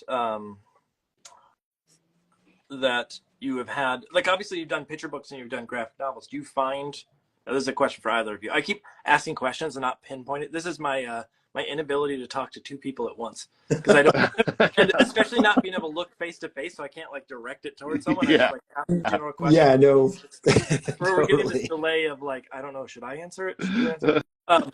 But do you find that that there's a stronger connection to something like a graphic novel than a picture book at this point, because of the sort of fantasy, especially with something like BARB? I mean, obviously the Blueberry and Pancakes is a little bit younger, but do you see a difference between that and the picture books that you've done? Yeah, totally. So it's I mean, they're definitely they're like two different approaches to, you know, telling stories, but like, I mean, personally, like my respect and love for picture books is like deep. Like I love picture books. I think they can be so profound and amazing, and like, you know, uh, I definitely have like aspirations to like you know, try to make something good in the picture book world. But yeah, they're it's totally two different. It's almost like in some ways I feel like picture books are almost like poems, you know, where it's like graphic novels are kind of like this place where we can do these like really like more epic, longer, like, you know, complicated, twisty stories. Where picture books, like it just has to be a little bit more like concise and elegant. Yeah. Is there a, what it is, with something like a graphic novel, is there a trick to, because I said this to Dan earlier, Jason, you weren't on the call at the time, but that graphic novels scare me to death. Not the concept of them, but I have the inability to stick with a project past a certain length of time. And obviously you both have worked on multiple BARB books, multiple Blueberry and Pancakes books. And I'm wondering, is there a trick or something that allows you to keep it fresh in some manner? Yeah, so you don't, I mean, I feel like that's a great question. And I think well, one thing coming from animation, it's like in a graphic novel, you are going to draw, like we draw BARB and Blueberry and Pancakes. We draw those characters a lot. There is a lot of drawing. But compared to animation, it's actually a lot, it seems a lot easier. So that, I think that's one thing. Like we don't mind drawing the character over and over and over again. I think that is kind of daunting, but what makes it fresh is like BARB is never really experiencing the same thing. That she's always kind of going into new experiences, like she's up against new villains, or she's meeting new friends, or she's like stuck in new situations, and so her reactions are always a little bit different. It's like she's growing as a character, so it doesn't feel like we're not walking over the same ground. We're not like kind of going in circles. We're kind of, it's like a campaign of D&D. It's like you don't really know where it's going to end up, which is part of the fun of it. So I guess like if you were going to go from, you know, picture books to graphic novels, and like Dan said, they're different art forms. There's different, you know, strengths to them. It's not like you know, one is more or less than the other one, I'd say. But you get to spend more time with the characters in a graphic novel, and you get to kind of see more sides of them, I guess. So I think one really important thing is you really have to know what the character wants. You have to know like the character's flaws. You really want to start to hear. It's like I can kind of start to hear BARB and Porkchop like in my head talking. So one thing that Dan and I are always doing is like we're kind of, it's almost like you're letting the characters run free in the world, and Dan and I are catching up to them. We're not necessarily like we're not plotting it all out, and we're kind of like we're chasing after them, you know, in a way that makes it more exciting for us, and I think more exciting for the reader. It's the story is writing itself in a way. Yeah, the story's writing itself. It's like becoming something. And I think that goes back to I think it was what you're saying, like as an artist grows, or as you get older, like the mistakes don't matter as much, or you're more open to mistakes. And I don't know, I was thinking about that. I was like, why, you know, what new knowledge are we gaining? And I feel like one of the things that, and it's something that Dan and I have recently kind of figured out, I think, is that you know, as an artist, you're not bending the forces of nature or casting lightning bolts. You're not like totally in control. You're kind of more of an observer. You're kind of just a discoverer to this world. And it's just like, instead of like trying to get everything to fit into your idea, you let go of your idea and you just kind of like follow the I don't know, the footprints or Yeah. something. I don't know. You give, I mean, I the sentiment that I would sort of link it to is just the idea of like you let it take the lead, and you're there to help guide, but not necessarily to push in a way. Or Yeah. I don't metaphor again. I'm sorry. It's there's probably Oh, something no. there. Okay, so you're going to the grocery store. No, just farm metaphors, right? Didn't you take the metaphor test? You can only tell farm metaphors. It's just an interesting like thinking about, and this is sort of maybe a dark thing, but I as I get older, I do look and say like, okay, what have I learned along the way? And I know that like there's plenty of time left and all that kind of stuff, but sort of the inherent education did not stop when I left school. In fact, I probably learned, 20 to 30 times more outside of school than I did in. And it's just life and experience and these things. Is there, and this is going to be one of those questions that like sounds pretty generic, but I want to dive deeper into it. And the question is sort of like, if you could go back and tell yourself something, your younger self, something that you think would be beneficial for you to hear, which is the generic side of it. But I want to dive into sort of a little bit of, are there things now that you also, like, it's easy to say, let me reflect back and go, hey, this is the stuff I wish I knew when I was younger.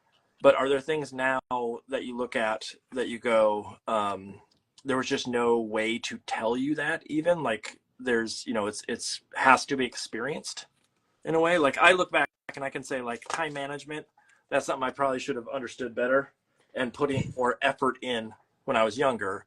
But I also think that some of that has to be learned on the job, of knowing what your capabilities are and where you're going to struggle. You don't know until you're actually struggling in that situation. That was a long-winded question. I'm going to throw it. Look at this. Okay, because I can do this now. I'm going to throw it at Dan first. Oh, Jason, you get God, the rebuttal. no. Dan, Nice. you okay with that? Yeah, no, that's a pro interviewer move. No, I appreciate that. This is years of experience showing up all of a sudden. Yeah, I mean, I guess I don't. In terms of like advice to my younger self, I think one thing I would tell him is to, like, I definitely have a tendency to like stress and worry and like be pretty rough on myself, and I think I would tell myself to like go gentler on yourself. You know what I mean? It's like you're doing great, you're doing fine. Like it's like it's gonna work. Like everything's gonna work out. Yeah. You know, it's not like everything's gonna be fine. Like I think there was when you're in your like 20s and even into your early 30s, it's like just feels like everything is life or death, and it's like I don't know. It's just not. It's not that. It just doesn't have to be so serious. But I mean, one thing I think a lot about is all the years we spent in advertising, because like once we got into books, it felt like our like creatively things like cracked open in like a really exciting way. And so I had kind of like the narrative I was telling myself for a long time was like, oh, you just wasted all this time in advertising.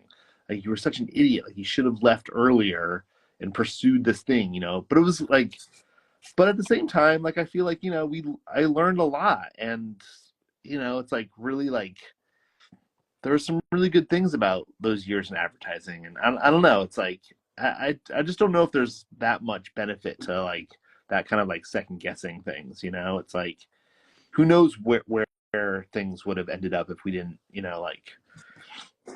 if we didn't build those muscles in advertising for all those years. Yeah, I mean, so muscles and thicker skin, and yeah, like there's all sorts of. I mean, you learned how to pitch to someone who had no interest. Yeah, totally. Yeah, there's no trap door. I always thought there'd be a magic trap door and you'd fall into like a pit of sharks or something. Yeah, I mean, just kind of along the same lines as Dan's response is. It is nice not to take things so seriously and to be so stressed out. Yeah. Um, and also, I mean, I think it's part of like when you're in school, um, and and Mark, you touched on this, I think, but it's like you're in school and you have this idea that once you graduate, you'll know enough. The learning is done, and you're going to be really good at everything Yeah. going forward. You don't really have to do much more learning because you've paid all those checks to the college and they've been teaching you, and you're good to go, you know?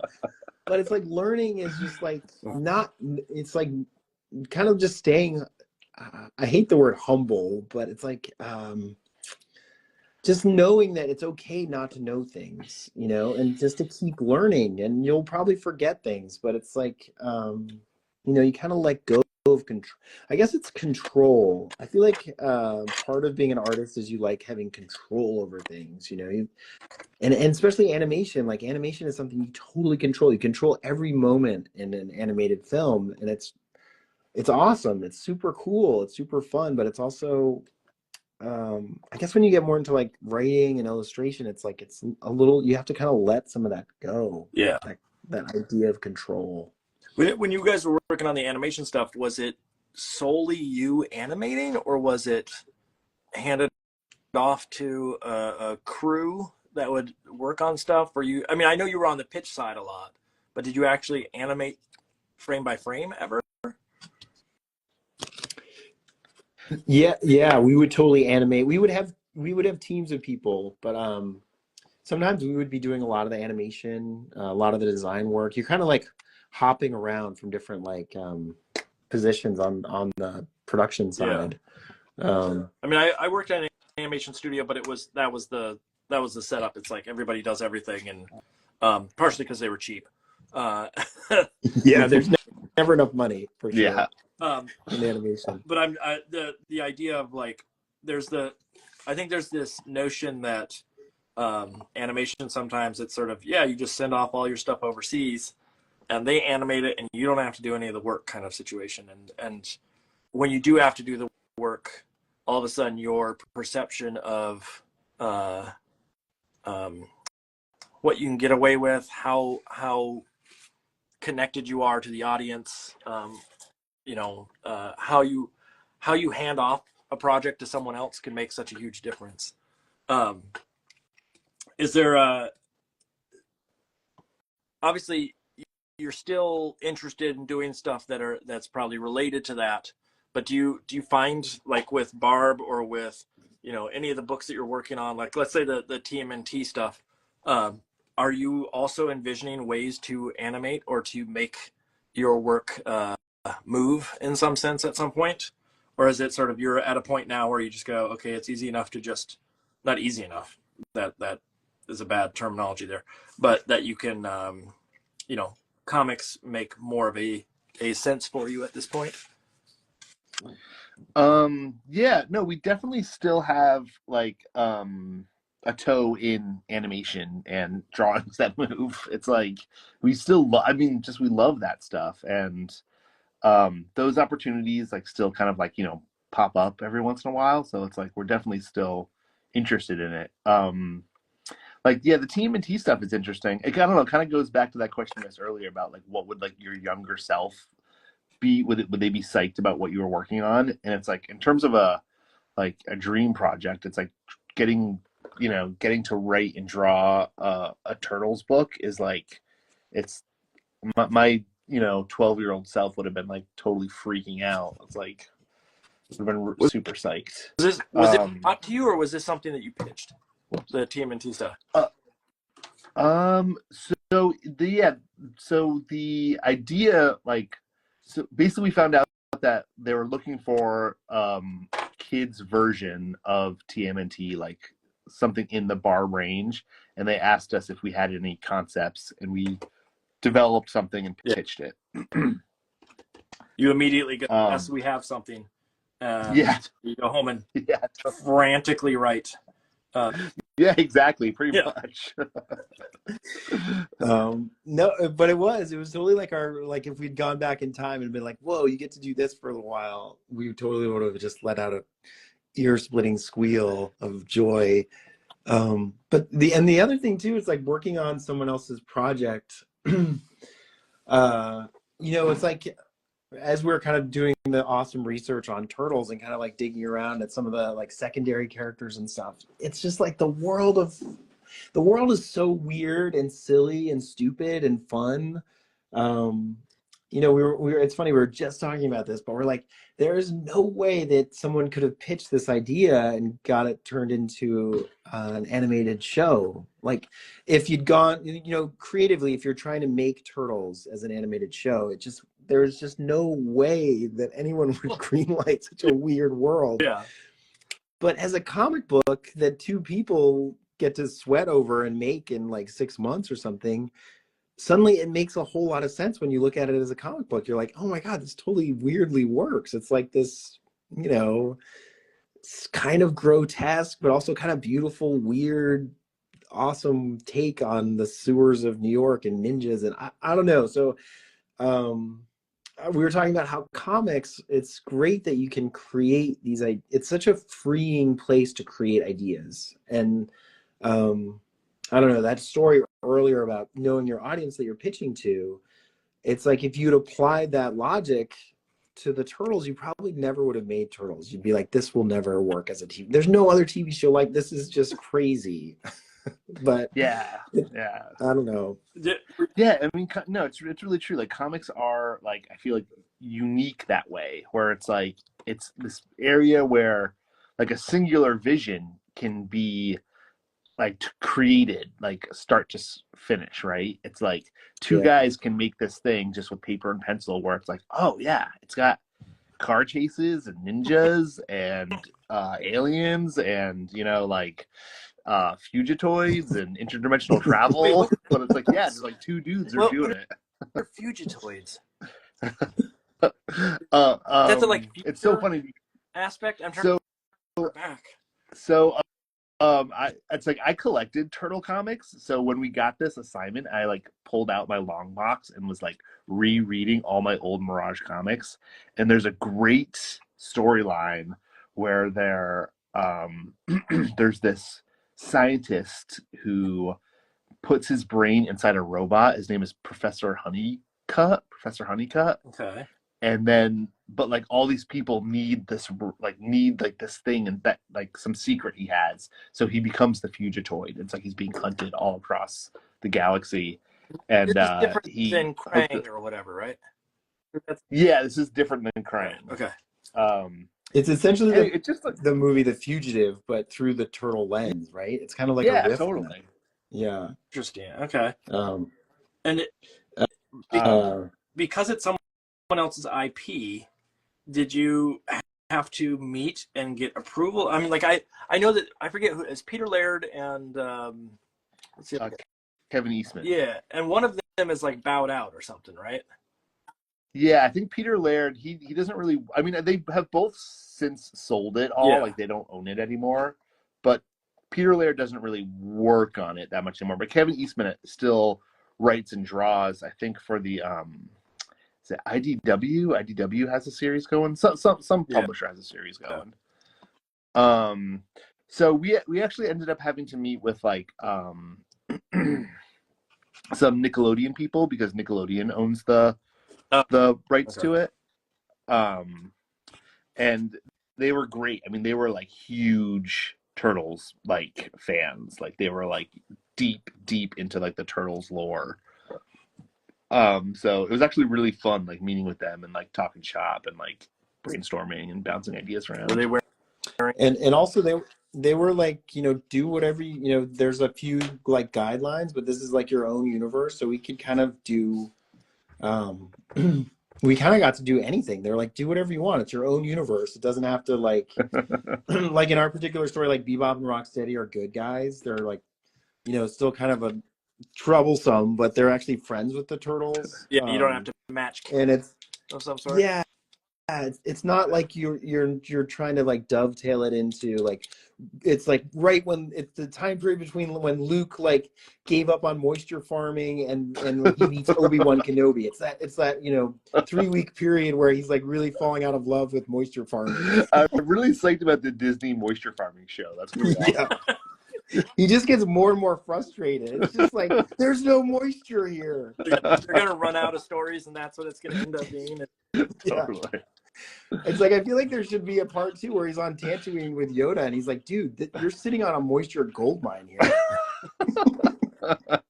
And it's like Yoda and Luke try to start a moisture business, but obviously it doesn't go anywhere. But it's like they try it. Luke is like, do you know the street value of this swamp? I mean, it's Yeah. like, this is amazing. Like this on Tatooine, we would be richer than the Hutts. I got a guy you gotta meet.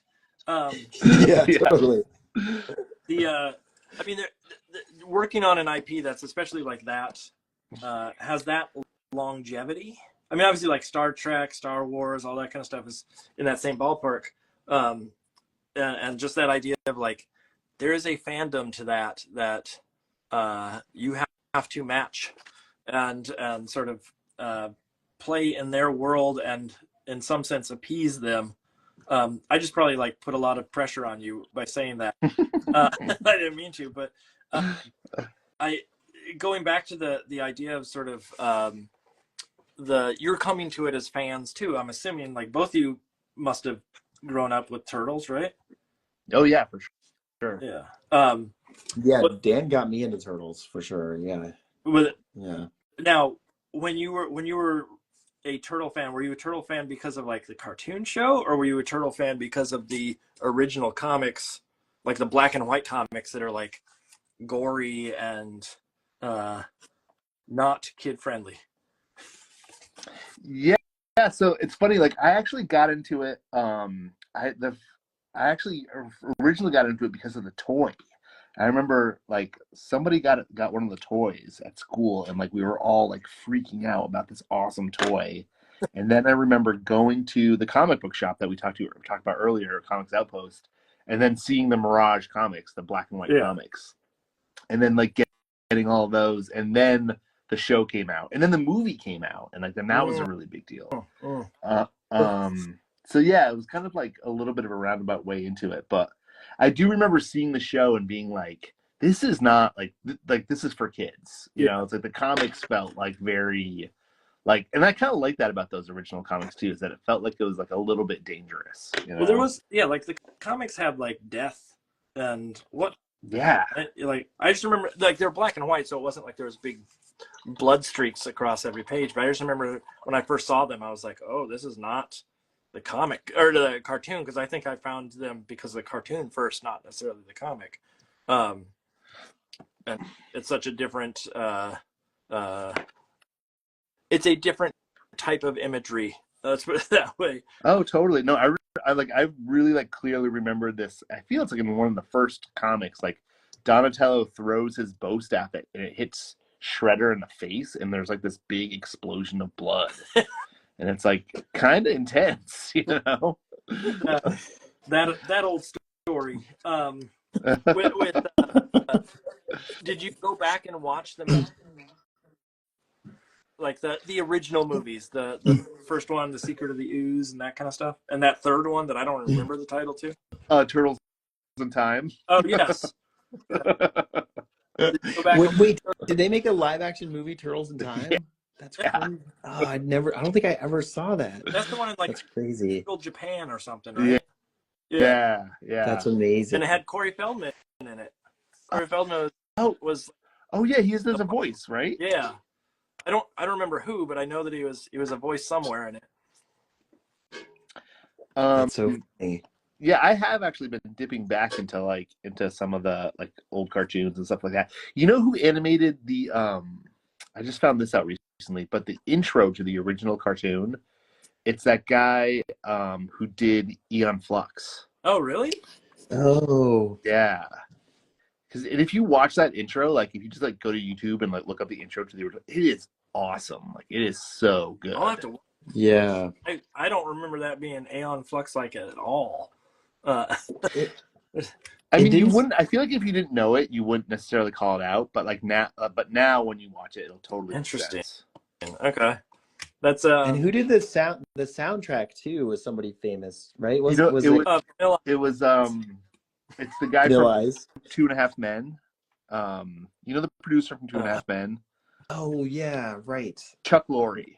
Chuck So Lorre. he wrote the song, and I guess he also did the there's this great show called the Toys That Made Us, and they do one about Teenage Mutant Ninja Turtles. So that's why I know all this stuff. But Chuck, yeah, like in the song, there's like this, like, it's like Michelangelo's a party, dude, party. That little party, that's Chuck Lorre's voice. That's awesome. You're telling us that you are a big Chuck Lorre fan, of all people. No, when you say the song, I immediately just go to Go Ninja, Go Ninja, Go. Oh, right, yeah. Which I much prefer as a song. It's one of those things where, like, it's such a it is of our era, and I know that it's like been revamped for kids, but anytime you mention Turtles, the first thing I think of is that van. Do you remember the toy van that shot pizzas? Yeah. Like, that's my first go-to thought. Anytime someone mentions the Turtles, it's like, oh, the pizza van. And yeah, it's so silly. Like, the whole thing is so silly. We tried. One of the ladies that I work with, she was friends with this lady, and her husband was this potter, and like did ceramics and stuff. And later she found out that person that did ceramics was Peter Laird. And Cool. She didn't know that it was like this guy who invented TMNT. And so we were trying to get him to come and visit our school, but that's when we found out that he was not so keen on sort of delving back into some of that era, or that he removed himself from it. But I definitely have an era that comes from. I was gonna say, is there content that, like, IPs and stuff that you've dreamed of working on that now that you're in the IP world, you tackle? Wait, you're in the process of doing it, or is it already done, the TMNT stuff? We're kind of just starting. Oh, okay. So it's like, yeah, we're in the process. Okay. Is there other IP that you're like, if we could get our hands on this, that's the ticket to success? I mean, not like, we're definitely not adverse to working in other people's IP. You know, it's like we the moisture for a while. Farm idea. Tell them about the moisture farm. Oh wait, did I already tell them about the moisture farm? But it's like, but I feel like the main goal is really like working on our own stuff and getting that stuff out there. But it does feel like those two things can kind of feed each other. I don't know. We'll see. It's like, this is kind of the first time we've really stepped into someone else's. I mean, we've illustrated other people's stories before, like in the picture book world, but like this is the first time we've really stepped into like a well-known brand like that. The moisture farm, you could just do it like that show Yosemite, where it's like it's for an older audience who cares about like the drama and relationship stuff, and not about the action. Yeah, totally. There's an audience for that. You just gotta nail down the company or the station, not station, what's the network? The network. Thank you. I don't know why that was so fun. Would have an interest in that. It's there's something there. There's that'd be amazing if it that's the thing that Disney holds on to and does like season after season after season. I know. Yeah, totally. It's like, don't ask us about the Moisture Farm show. We know everyone loves it. We just are tired of talking about it. It's like, it just hit America just right. America needed a show about moisture. They didn't know how badly they needed it. We know that you like The Mandalorian, but wait until you get a load of this. Yeah. And you get some hunky, you get like Timothy Chalamet to be one of the hip new people, that the dreamboat that can come on there and talk about moisture, and everybody's rich. Yeah. It's like the Jawas all look like Timothy Chalamet when they take their cloaks off, and everyone's like, wait, what? Why do you cover yourself up? Yeah, it's also part of their religion. They're also yeah. Oh my God, he's right. We are. And after that, they don't wear those cloaks anymore. Was there other content that you grew up with, whether it be kidlit related or like, you know, people have asked me, because I do collage stuff now, they always go, you know, oh, Eric Carle, you must have really loved Eric Carle. And I did, but I not excessively. But like when I think back to that era, I think back to the Richard Scarry books. Yeah, I And love how those. amazing those were.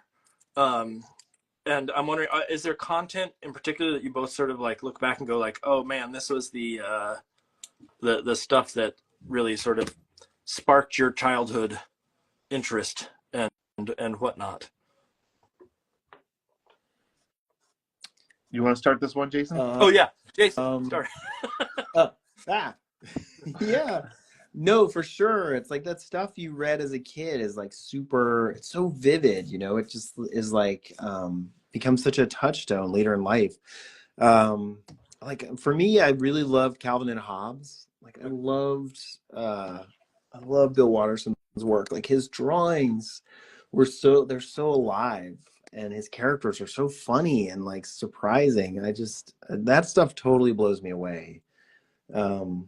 And I feel like in the back of my mind, I'm always like, I would love to make something that's like as, rich and alive as those panels. And like the Sundays were so great. I love that stuff.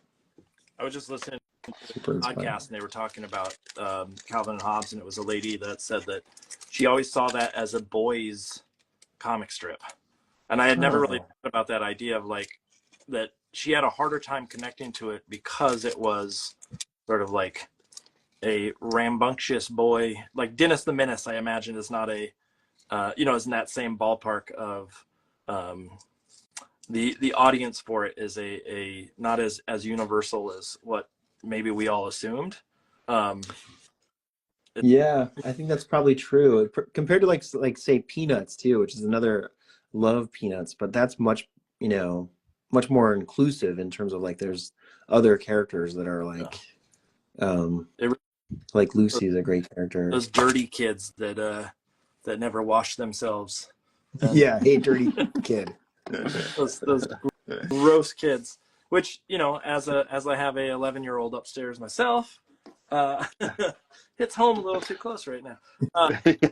Yeah. Do you both have kids right in that like 6-year-old or 6th grade ballpark? Are you running into the same thing that I am right now, where like at least my kid, especially the D&D kid, doesn't change his outfit enough? Like we're the same like 5 days in a row, and we have to be like, but you're gonna get known as the like kid who wore the same pants every day. It's funny. It's like I don't have the outfit thing, but I definitely have the thing where I'm like, okay, you have to take a shower or a bath tonight. Like it's non-negotiable. And it's like, I don't understand this. Like, there's like this real aversion to it. It's like, there's just always, and I really think it's about, there's just like better stuff to do. It's like, there's just like more interesting things to do. Yeah. But it's like, no, this is like basic stuff. You got to do this. Well, yeah, it's about, basic hygiene.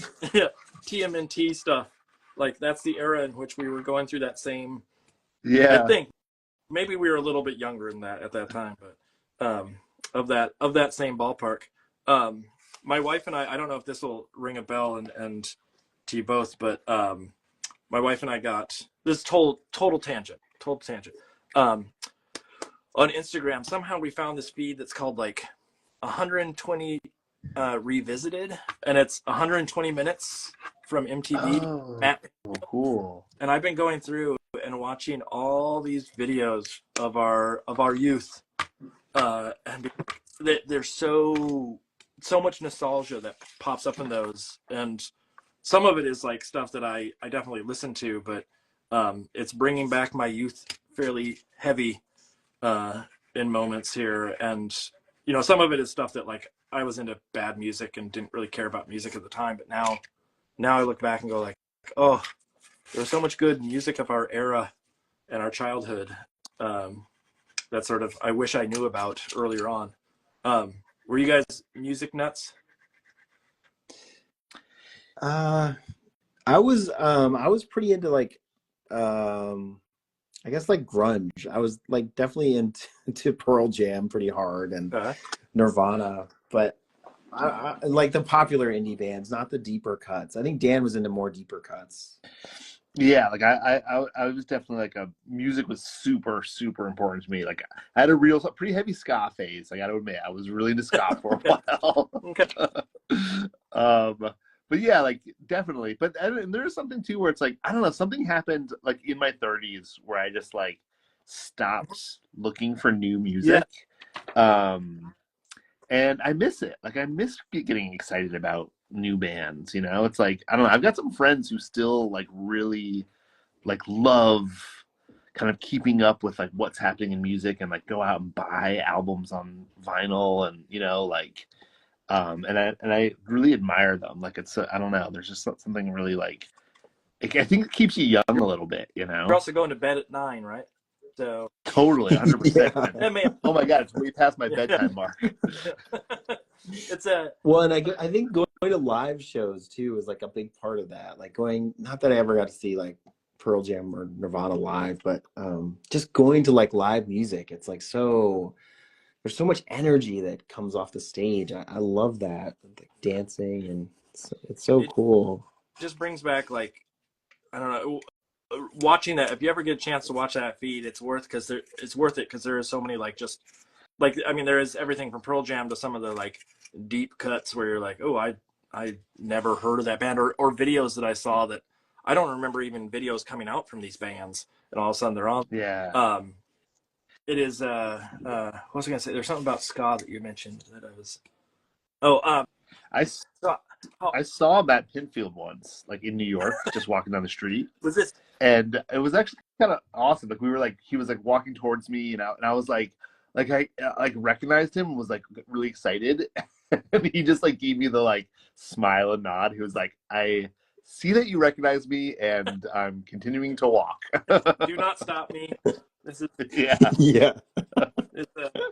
How did you recognize him? I mean, he doesn't look like. No, he's got this giant bald head and like his stature. You could hear his voice from a ways away, where he's. Oh, totally right. That like that kind of like yeah.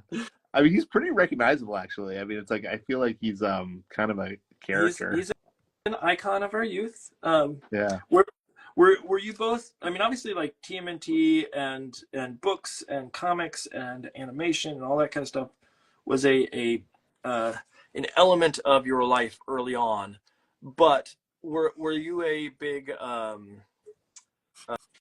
pop culture person, or was it more just like a niche that you lived in, like a nerd niche? Oh, you know what? Oh yeah, okay. I have another question, a follow up, but let's start with that one.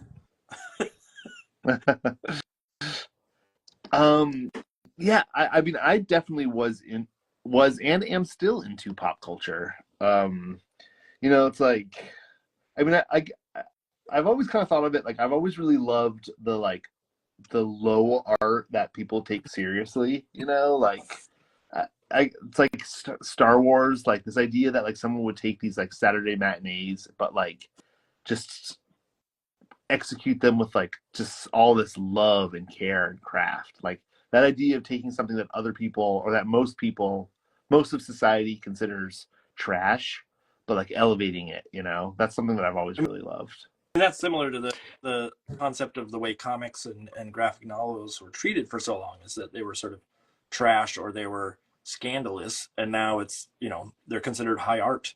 Yeah. Yeah. I think that's almost like a hidden power of comics, is that they're kind of for everybody, right? And they're not supposed to be.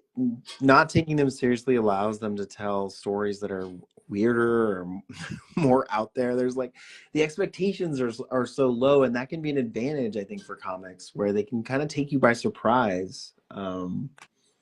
And show you things that you weren't expecting, you know, like I think if you can find the depth in them, like the new Superman trailer came out, I'm super psyched about, but a lot of it pulls from this series of Superman comics, and Superman is such a crazy character. Yeah. It's like he's from outer space, he's so powerful, he has like a dog, like all these weird things. He has a dog is a weird thing. Well, he's like kind of like a super dog. An alien dog. I know. Yeah, well, it's for superheroes. It's like Batman doesn't have a dog, or it's like I don't know.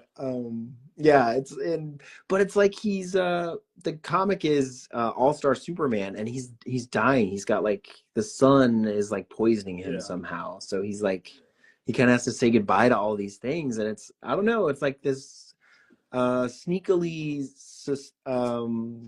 kind of emotional story that kind of takes you by surprise. And I think part of the reason it takes you by surprise is because it's a comic and you're not really like you're not expecting it. It's a little bit like stand-up comedy too. I think no one expects them to say anything important, but they can sometimes, they can kind of hit you in a place that you're not expecting. Yeah, be subversive that way. I wanted to go back a little bit because I feel like early on, and I don't know if I heard correctly because we were talking about moisture farms. It's a great idea, right? It is, but that's Star Wars. I thought I heard early on that you both like Star Trek. Is that correct, or was it Star Wars? We like both. Yeah, can we pick both? No, you can like both, but But was that mentioned Star Trek in particular, or was it Star Wars and I misheard it? Oh no, when we were talking about like low art, high art. I don't know. It was ages ago. The reason I ask is my wife and I are Star Trek fans. I'm more Star Trek than I am Star Wars. Are you like original series or next generation? Next generation. Okay. Yeah. I'm a big Next Generation fan too. I mean, I love the original series too, but like, I can really get into Next Generation. Yeah. We're on season. It's amazing. We're rewatching it, and I think we're on season 5 now, and it's to me that's like again one of those things of like my youth. It's hard to disconnect from Star Trek and like or to me there is a love to it because of when it came up in my life. And my, brother and dad, everybody watched it. And so like there's fond memory. That's awesome. That's awesome. And so, okay, now here's the question. Wait, here's 2 questions. One would be, if you lived in Star Trek or Star Wars, which character would you want to be? And then the follow-up is, what would be the Star Trek show that you would pitch that would be the counter to the water farming? The moisture farming. Yeah. Like, what is the equivalent of that? Okay, so yeah, well, the show what is easy for me? It would be Cheers, but it's 10 forward. Oh, just hanging out 10 forward with all your favorite, with everyone who knows your name. Yeah, that's awesome. I love that. A Whoopi solo project. Yeah, totally. A Whoopi vehicle. That's awesome. Who would I want to be in Star Trek? Not Wesley Crusher, which I think all the writers thought we wanted to be. I don't know. I mean, Picard was. You always wanted to be Picard, but he seemed so unattainable. He was just so perfect. I always liked. I always liked Worf a lot. I always thought Worf was a cool. I guess I would be Worf. He always seemed strong, and he was like always in the mix, and he never would back down from a fight. I don't know. There's something like reassuring about Worf. Yeah, Worf is great. I like Worf. There's something that to me that's very funny about like he seemed very strong. It's like this the phrasing there just caught me off guard. And then you won't want to be like what's the counselor Troy, where she like has to wear special outfits and no one else has to wear the same thing ever. Yeah, it's like they should all have those low cut shirts, right? Wouldn't everyone have that? What a weird That'd be amazing. What a weird thing that is, that like she had scantily clad things and everybody else had normal clothes. What a movement situation that is. Okay, and then so wait, it was because I can't remember now. Dan, it was you that said the show idea? Okay. Yeah, the 10 forward Okay. Cheers take. Jason, what's your Star Trek show? What's it about? It would be later, after he retires, Spock becomes a shrink, and it's just his office, and people come in, and they pour out their hearts, and he's just like, "That's not logical." That's like his catchphrase. Just the entire time, it's just he never listens and cares about their. Yeah, just nothing makes any sense. Yeah. It's just total lack of sympathy, and no big deal. Just deal with it. You're being overly emotional. I would like, because you never see a toilet on the show, I would like a story about the plumbers. Because they never once, I don't think it's ever shown like where they go to the bathroom on the ship. Totally. The Enterprise janitorial staff. Yeah, just they got to go in and clean up the mess, the dirty plates when they're done with the meal. What is that thing called? I can't think of it now. The replicator. Thank you. That someone has to deal with those plates after the fact. Okay, so sorry, that was a weird tangent. I just remember someone saying something about Star Trek. Okay, so I love that you're watching that with your wife, though. Is your wife into it? She's taking it too. yeah, she had a big crush on Wesley Crusher back in the day, and so watched nice. them all of that era. So she knows him even better than I do, and so we've just been going through watching them. She's probably commenting right now. Yeah, someone's got to clean up the holodeck after Riker goes in there. That's No, that's the worst job. Yeah, that's I don't like that. That's my wife. Yeah, I'm sorry, world. But that's what we deal with. Shoot, there was something else I was going to say that was pop culture related. I don't know. It doesn't matter.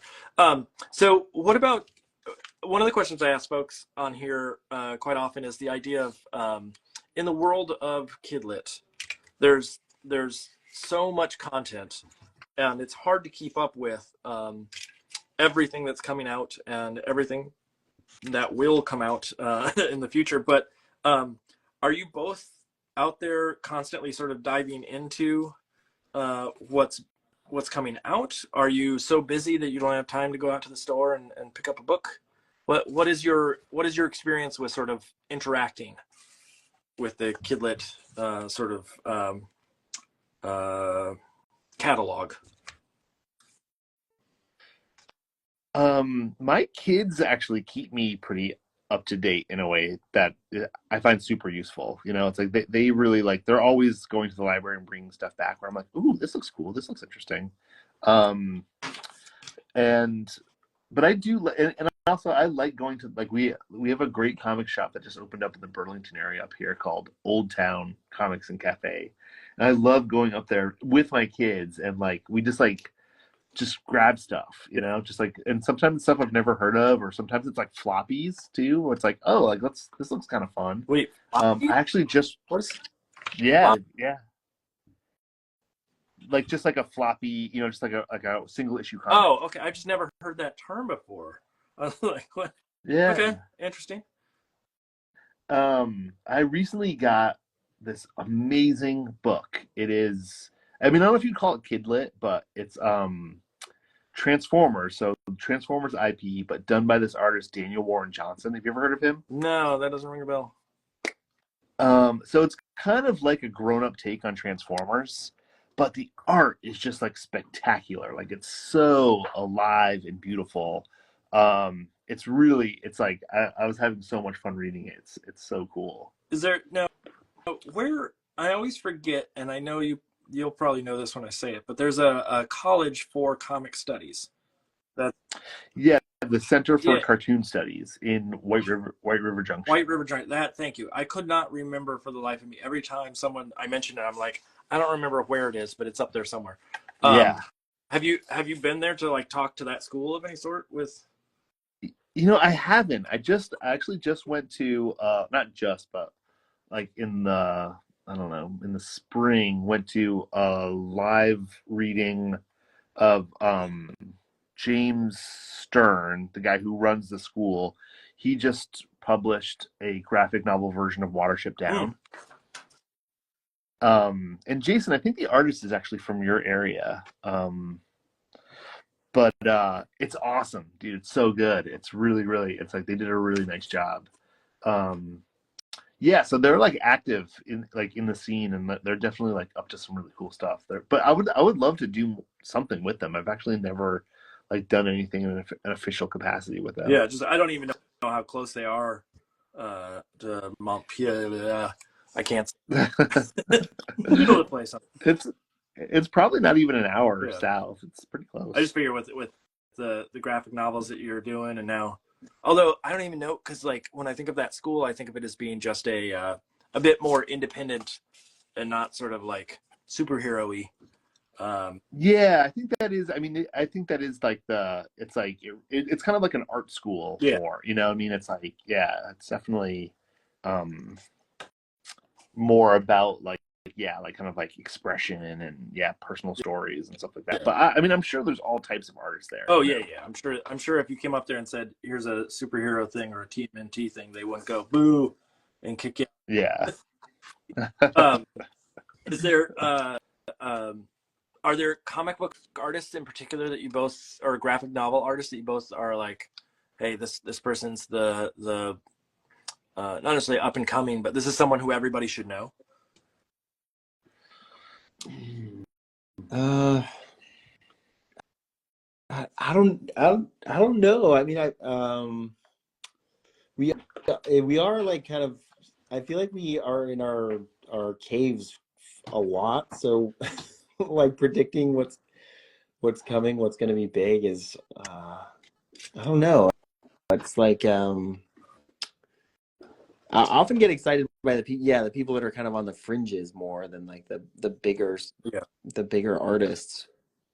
There's this one book that I recommend a lot. It's a couple years old now. It's another first second book, but it's called This Was Our Pact by Ryan Andrews. Have you heard of that one? The name sounds familiar, but I can't place the image. But I'm sure like So this one was published in 19. Here, look, I can just put it right here. Oh my gosh, I totally forgot there's a camera. It's like, yeah, it's this graphic novel, and it is like kind of kids lit, you know. I mean, it's like definitely middle grade. yeah. But it's about these like these kids who are going, like, there's like a lantern festival in their town, and they're riding their bikes, kind of following these lanterns down this river. And then one by one, they fall off until there's just two kids left. And it's kind of about their friendship. And then it like gets like surreal and weird, and they visit a witch, and there's like a talking bear. But like, it's kind of this like really beautiful, like magical story. And but it really feels like it captures the feeling of being a kid. Like it made me like remember being a kid in like a really kind of special way. And like every once in a while, I feel like every couple of years, like one of these books pops up where I'm like, oh yes, like this person is doing it. Like this person is like using this medium in a way that really is like, you know, effective. Yeah, sort of on the cusp of the cutting edge. What is Yeah. How long? Speaking of that, one of the things that was surprising to me when I got into Kidlit was the length at which it takes for a book to come out. I mean, you mentioned early on, Dan, I think like one of the first things we were talking about was the how long it takes to get a contract, how long it takes to get notes. Yeah. Sort. But obviously with a graphic novel, it's a longer process to make, probably than a picture book, I'm assuming. How long does it take to make one, and then how long does it take for it to be produced? I'm gonna ask Jason. 273 days, give or take a day. Next question. No, that's a great question, and it depends on a lot. I mean, our style is like a little more labor intensive, I think, than some people's. Like Dan and I, we pretty much draw every line. We don't copy and paste. There's very little shortcuts we take to make our comics, which is kind of, I don't know. Dumb. I don't think, it's kind of dumb. I don't think we get extra points for that. I don't even know who hands out these points, but it'd be nice to get a few. But it does. It's like a third, I'd say like a third of it or maybe even half of it is like the writing and the thumbing, and then the other half of it, or 2/3 of it, is like the, depending on the art, is like the inking and the coloring.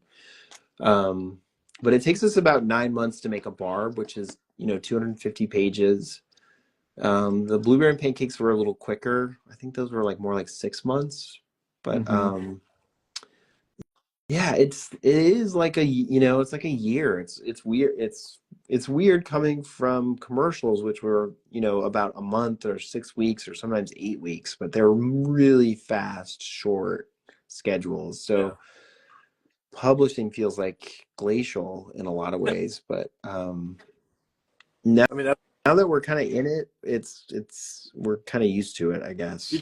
did you like in my case, I learned to slow down, because I was coming from that editorial world where it's like, you pump stuff out relatively quickly. You want to get it out to the publisher so they can print it relatively quickly. And I learned fairly early on that I just need to like literally slow down for the sake of the content. So I wasn't just meeting the demands. I was actually thinking about what was coming out, how it impacted the story or what have you. Yeah. Do you find, like, actually that's a good question. How's deadlines? How are deadlines in your world? It's not a great question, but you know what I'm.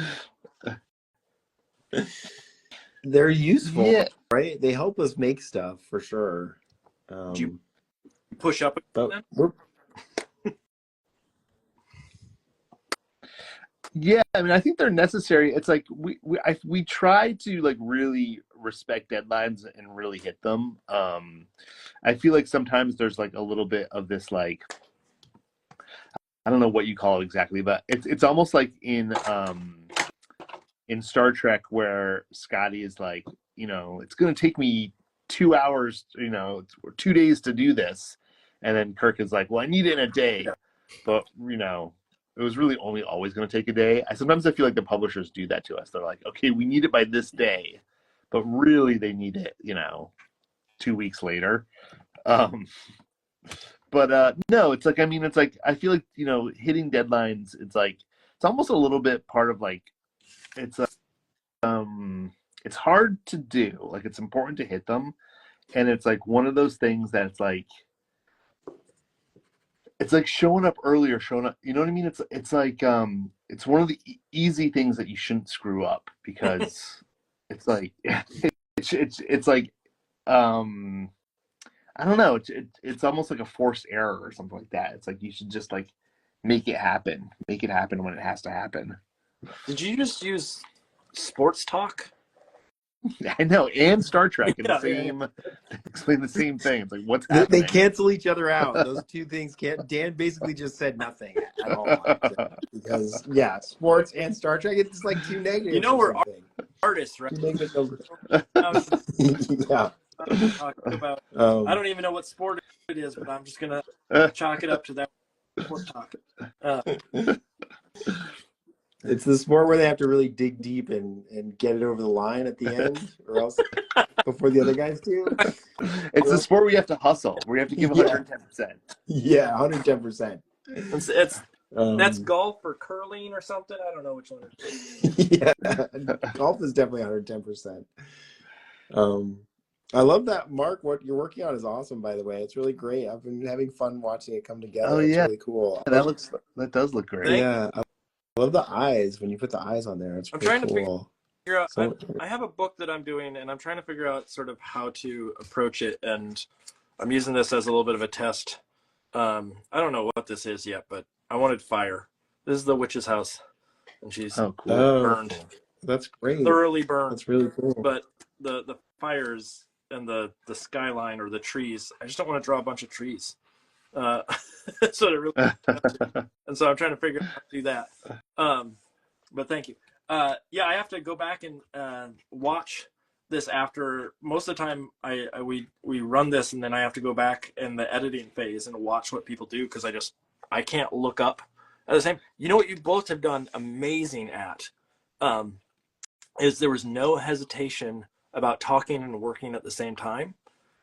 And I'm wondering, do you, like, related to that, do you both work and, like, obviously, like, you're in different locations, and so, like, chatting and making work is probably part of the process, but I don't know, do you work and actually talk as you work quite often, or is it what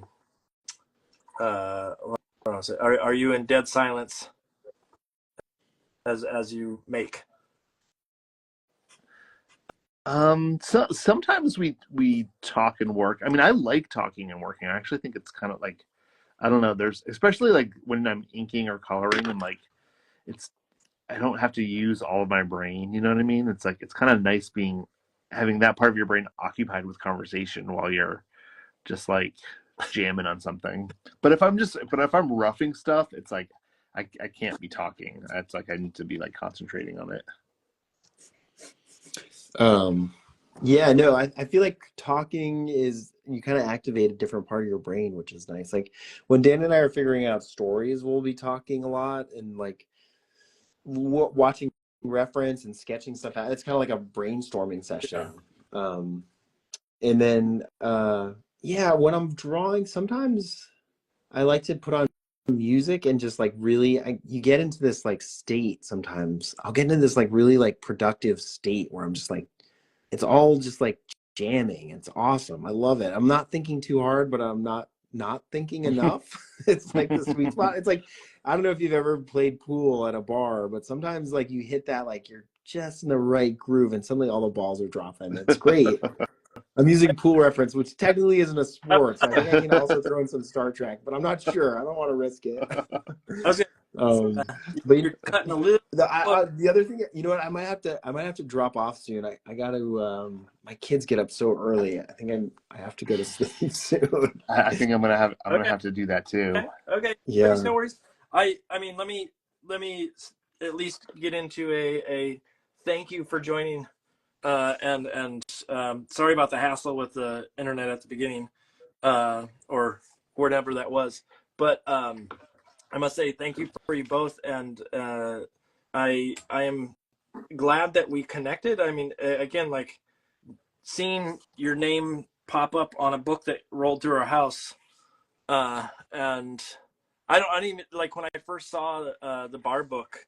I was saying this to Dan before we started tonight. I saw that book, and then I was like, oh, let me look at about the author kind of thing, and it said Dan Abdo, and I was like, wait, and I had to backtrack for a second and go like, is that the same? And I started doing the oh yeah, okay, this is. And so it's nice to reconnect, and especially with folks that, and I don't know if this speaks to either of you, but with folks that potentially I didn't interact with on a huge amount when I was at school, but then to later in life find out that there's like these connections, and I don't know, it's just heartwarming. Let's put it that way. I totally feel the same way. No, this is like, I really appreciate you having us on, and also, yeah, I'm not sure if I said this earlier, but I love the channel. Like, it's like I was watching a bunch of these, over the past couple weeks, and like, they're actually really nice to have on as I'm drawing. Like, it's like, it just feels, it's just good vibes. Like, it's that you're doing some really cool stuff here, Mark. So thank you so much. We really appreciate Thank you. it. Yeah, I won't fish for compliments, but if the bait is out there and you want to bite, I'm happy to reel it in. That was a good metaphor right there. That was decent. Yeah. Finally got one. I feel like fishing is farming adjacent, so it falls within your parameters. I don't know. Fishing might be a sport, you guys. Yeah, that's true. It wasn't fishing. Yeah, no, Mark, you're a really sweet person, and I feel like I wish I'd connected with you at RISD, because I feel like RISD people retreated in their shells a lot more than they probably should have. But well, we had a lot of work.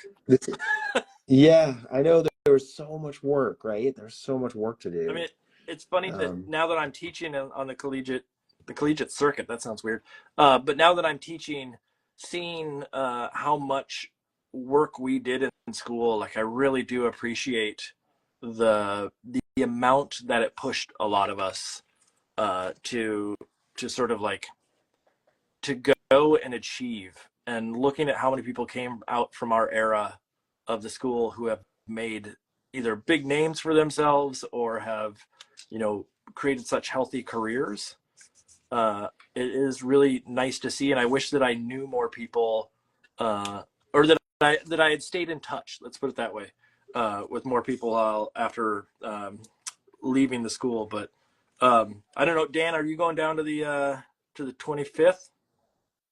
I don't know. I don't have any like definite plans for it, but I went to the 20th and it was awesome. It was like, you know, they did it a year late because of COVID, and it was great to like see Providence and get down there. So I might. That could be I'm really thinking fun. about going back. I have not been back there since 2004. And so Whoa. yeah. It's been a long time. And so I know there's like a library or something that I hear about. Oh my all gosh, the time. it's totally transformed. It's the whole city feels like it has like a new coat of paint on it. It's like, it's really nice. So It's all underwater now. It's all fish people. I don't know how do you mind hanging out with fish? It's all fish people. It's all underwater, and you need like a scuba tank. But other than that, it's the I'm same. going to tell you a story that it's for anybody that's been to Providence. This is going to ruin things for you. But I don't know if either of you knew a person named Erica Wolf, who was she graduated in 2000. But freshman year, we walked to some. I think it was a concert, or somehow we ended up walking all around Providence that night with Tall Paul Hayes. And at some point, Erica was at the river that runs through Providence and goes, I wonder if this is salty or not. And then reached in the river and took a handful and drank it. Oh my gosh. It is like. But she lived? Yeah, no. She's alive right now. I mean, she's mentally. If you call it that. But, it's like, that is such I'm sure the river is much nicer now. But at the time, I remember all of us were horrified that she did that in front of us. And it was disgusting. But I don't know. Weird story to end the night on. So she immediately grows like a third ear. Yeah. She flew off. I always heard there's like cars in the river that had bodies in the trunks or something, but maybe that was just like freshman rumors. There's so many. Maybe. I mean, you both must remember Pearl, right? Oh yeah, totally. With their leg up pose, and then drifted lower and lower. Totally. Remember? Did you ever have Bryce? Yes. Those models were awesome. Totally. Those good times. We'll catch up at some point and just talk school, because there's like, again, and I know, Jason, you're a year ahead of us, and you're that much cooler and all that. Yeah, you got 2000s, man. You didn't know nothing. Yeah, you know what? You know what our class ring had on it? It was 2 M's. It was really cool. Actually, that is pretty cool. Dan, did you get the yearbook, Dan? No, I don't think I did. I was going to say, that's the one where if you got the yearbook, you probably would have been surprised by it. Because I assume you remember me being relatively shy, right? Like, I remember you being tall. Okay. I get out, and people didn't. I wouldn't raise my hand in class, but in the school yearbook, I was like nude in it. For anybody that can go get that. I had a cowboy hat discreetly covering, but it was one of the. Oh, that does seem to ring a bell, actually. It's one thing That's that, like, awesome. people look back probably and go like, who is this? And it was, yeah. Did he go to the school, or was he just showing up in pictures naked? Is he just like wandering around? I wasn't actually a student there. I just, yeah. Okay. Anyways, that was a weird comment to end on. I don't have any ID. Does it look like I carry any ID? I'm naked. Yeah. I'm just wandering around. It was a strange incident. Okay. I will say here. I'll switch back down to the other camera real quick. We'll do this. I'll flip back. Should we flip back? Sure. Oh my God. Okay. Unless you've I know I gotta worse for wear tonight. Okay. But thank you so much to both of you for joining. Jason's. I got a slow feed on Jason there. No. Okay. Well, he doesn't matter. Okay, Dan, thank you for joining tonight. I really do appreciate it. I'm glad that we were able to catch up and chat. And if you do end up making it down there, or at some point if I'm up that way, I'd love to catch up. Please do. No, this was so much fun. Such a blast. Really, really appreciate it. Thanks so much, Mark. All right, thank you. Okay. Oh, Jason really did disappear. All right. Say bye to Jason. Okay. Right. Bye. Have a good night.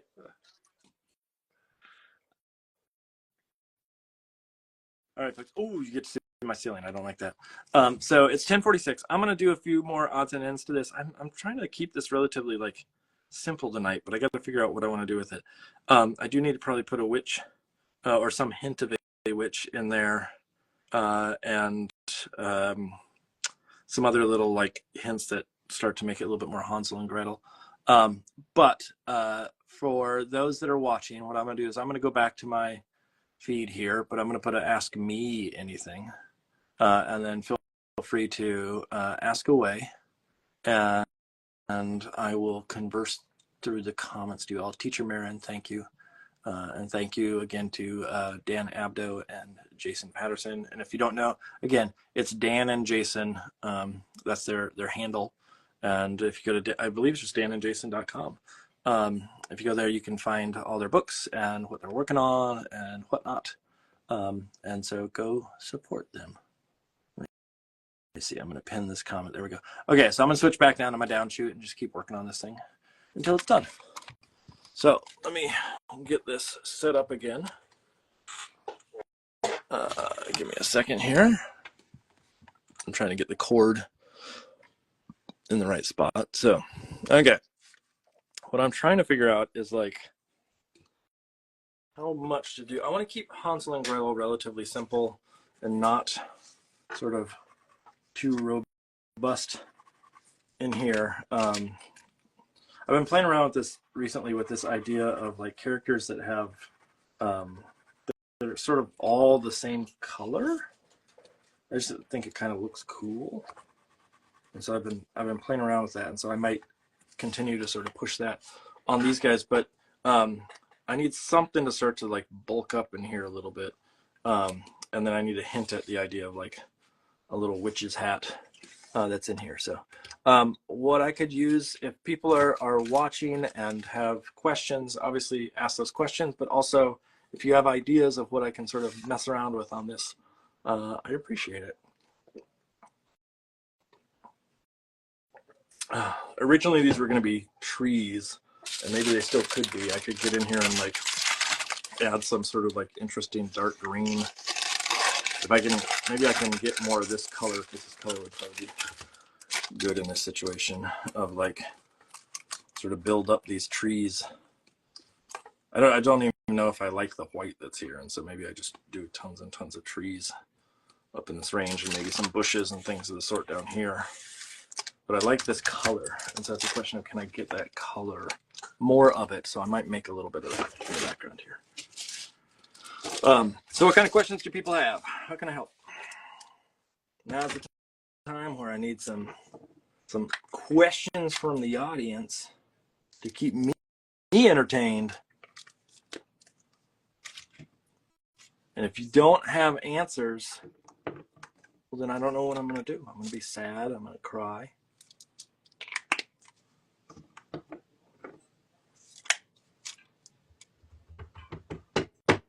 I'm just trying to get color out here on my palette. Let me go see if there were questions that I might have missed. No, there weren't a lot of questions in the chat tonight. Okay, so what I want to do is hit this sort of like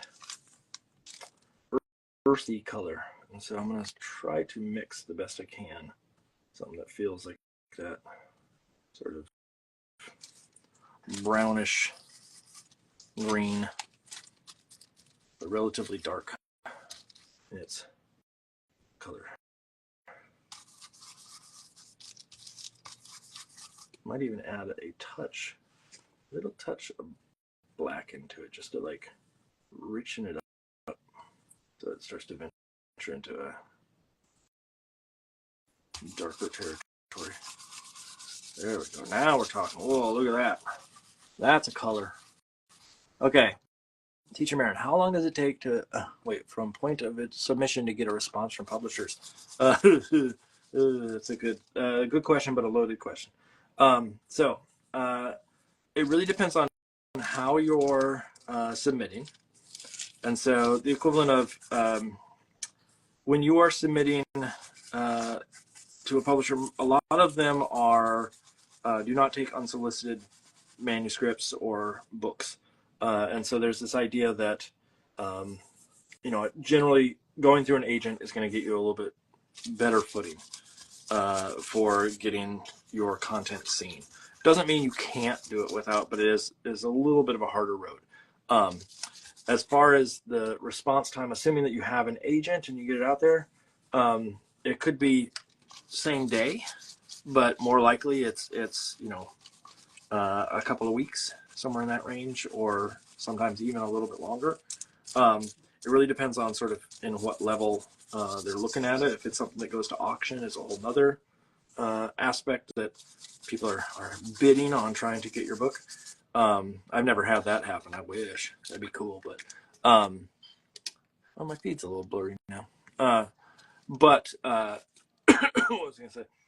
The industry itself moves slower than what I think I would like when it comes to response time on things. And I think, there's justification for it in the sense that they're working on all these books and they have to contact all these people and they can't just devote every waking minute to every request that comes in. And so I would not assume if you send something out, I would not assume that you're going to hear back for at least a couple of weeks, if not more.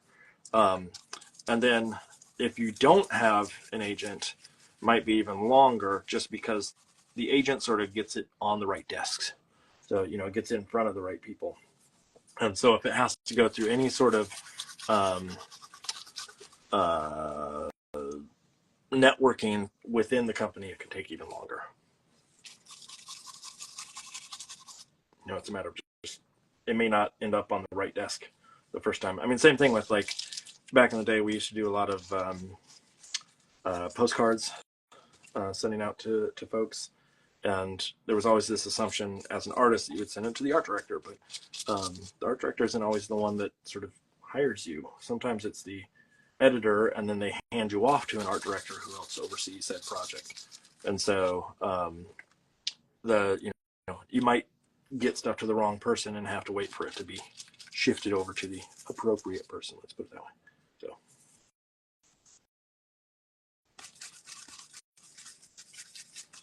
Trying to get some interesting colors in here that will sort of complement what's going on with these two. I think that's probably enough of that paint. I gotta let this dry now. These can become bushes and things of the sort, and I can add little textures and whatnot into them. Leaves. Let's see. Oh, wait, okay. In Star Trek, this is Mild Doodle saying this. In Star Trek, if there were plumbing issues, would there be someone with a plunger, or wouldn't they handle the issue with a transporter? Would you be able to transport that clog away? Maybe. They just transport it just outside the ship. And so if you're trailing, that's what they should do. They should, anytime the Klingons or the Romulans or whoever is chasing, I guess the Klingons are sort of in Next Generation or not the bad guy. But when someone's chasing them, what they should do is, just teleport all their waste just slightly behind their ship, and then just let that take care of the situation. It's gross, but yes. So they need windshield wipers. It's the idea of I feel like there's got to be some like Star Trek parody where they're flying along and a body like slams into the windshield of sorts. I'm gonna use a hairdryer for a second, so just bear with the noise.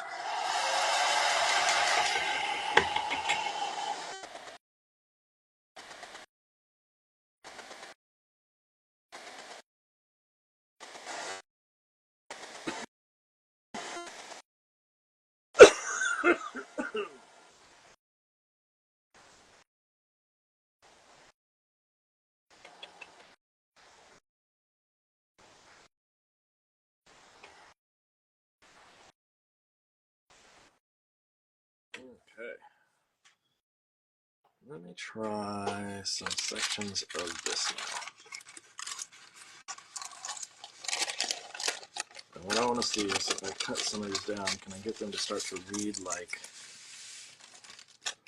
trees that are up in here, and layering and stacking them and things of that sort. So if I like cut down some of these and then let's get some other ones that are stacked on top. Let's get a section of this.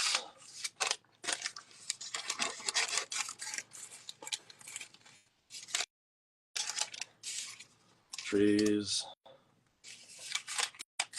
And maybe I'll darken up some of the trunks and whatnot just to make it feel more appropriate, but I'm not sure what appropriate means in this situation, but we'll get it to feel more of the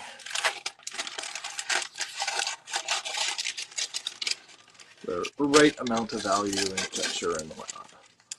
So, what other questions do people have?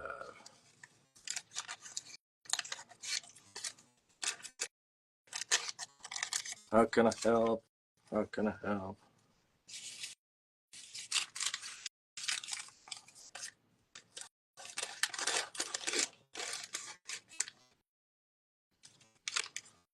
Get some bushes down in here.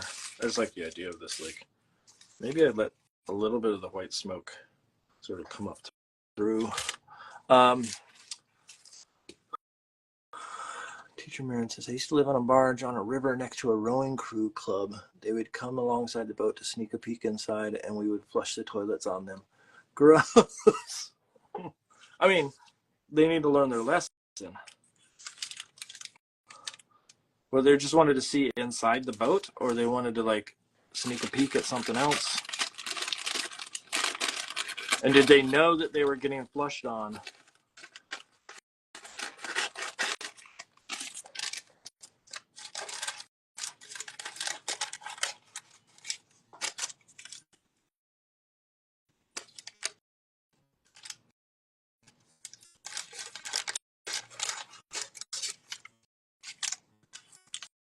Because it's only fun if they react to the fact that there's something flushing on them.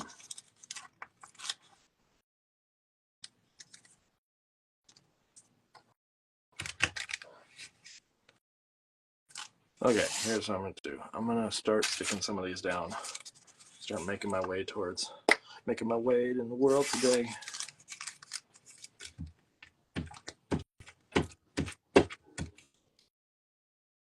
Takes everything you got. Cheers. Take a break from all your worries. Sure would help a lot. Cheers.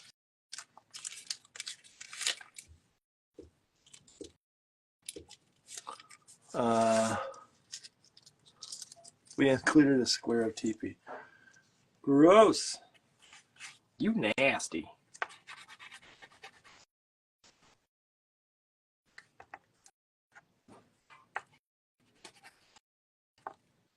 All right, let's see.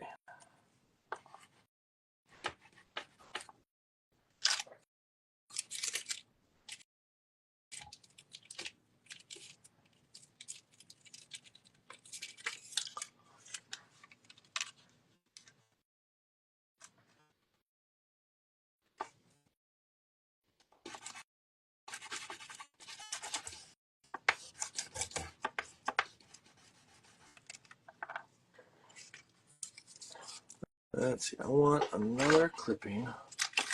This time, something relatively dark. If I can get it. Dork!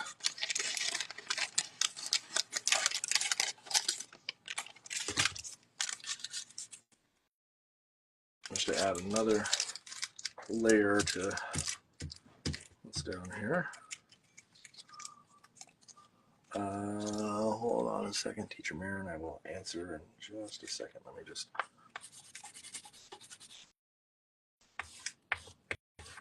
get that guy pinned down. Okay. say, does your glue stick hold the pieces down permanently, or do you Mod Podge the piece? It holds it down permanently. I mean, the only thing that really happens that is maybe a little frustrating is sometimes the corners of the paper will stick up just barely. And in that case, I just re-glue them down. But for the most part, it holds. I don't think there's really much of an issue of it coming up all that much. And so I've been relatively happy with the sticking power of said glue stick. I think if it wasn't sticking down, I probably would honestly go and find some other way to get this stuff to stick down better. Because even when the corners come up, I mean, the good thing is, even when the corners come up, most of the time I'm scanning the piece, and by the time I've scanned it, I don't really worry too much about it. Like if a corner pops up, if I were to frame it of some sort for someone, or like it's a finished piece that I'm selling, I would make sure that stuff is not popping up in the process. But no, it's relatively easy and simple, so I don't have to fight it. Here's what I'm gonna do. I am going to trim this so this flame is in front of this, and so I'm just gonna trim this just a little bit tighter here, and then this one's gonna stick down right there, and that way I have, again, what I'm trying to do is make the flames look like they're going in front of said trees. I like this like purpley green thing that's coming on here. Purple, green, pink, and yellow. I realized I've liked green, yellow, and pink a lot recently. And orange. Those have been like really fun colors to play with. Not colors that I would ever have, like back in the day, been a fan of, but nowadays I dig it. What I'm gonna give another little. I'm trying to figure out how to get that flame right there, because I got to touch up a little bit of it. Here's what I'll do. I will trim this down. This one can go in there.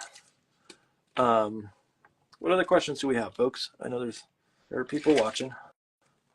All those people, should they have questions, I am happy to answer. So ask away, ask away.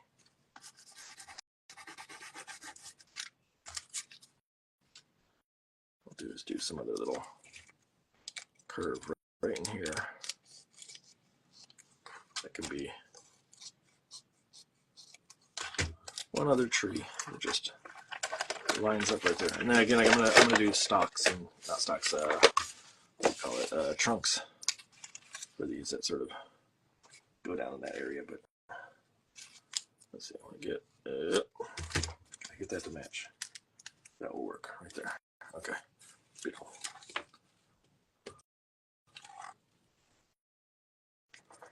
I have meetings tomorrow I got to do.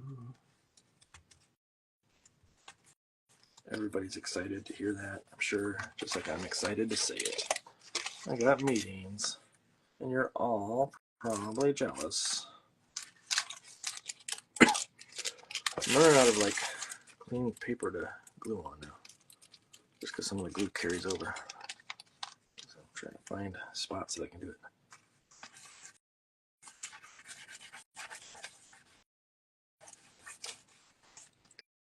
Okay, let's get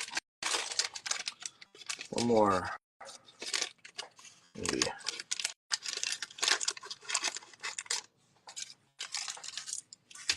Wheat tree in here.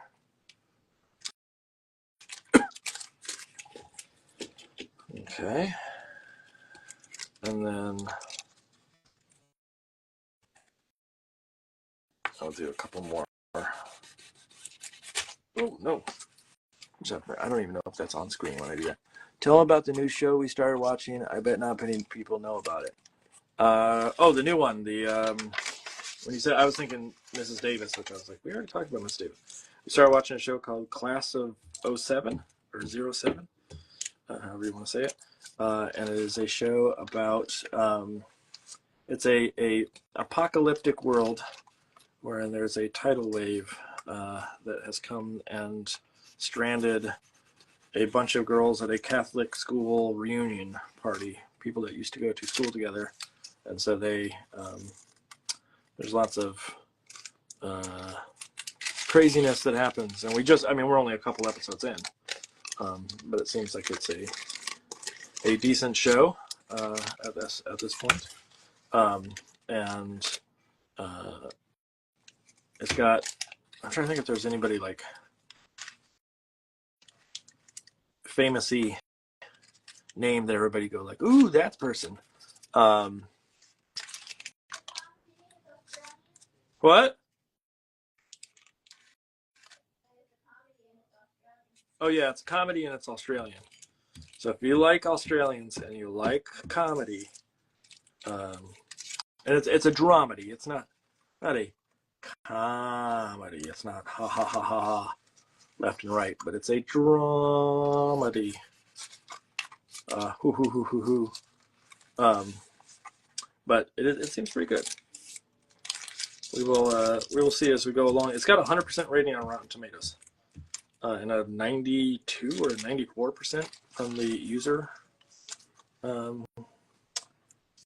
The audience score, whatever you want to call it. So it's got a pretty decent rating. And so we'll figure it out. We did finish Mrs. Davis, which anybody who wants to watch a weird show, I don't even want to reveal what happens in Mrs. Davis because it's so out there at points. But that one was a fun one. That's a show where when you watch it every night, the review that I read, and it's very, very accurate, is every time the show starts, you think it's going to do one thing, and by the end it's gone a totally different direction. And you're confused, but also bewildered, and in a good way, as to how did you get to this point where this new thing is happening that is wild and unexpected.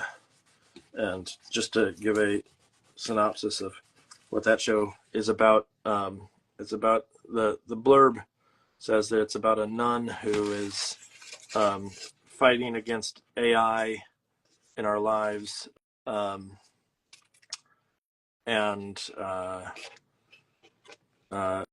her and her ex-boyfriend, who is a cowboy, try to take on AI.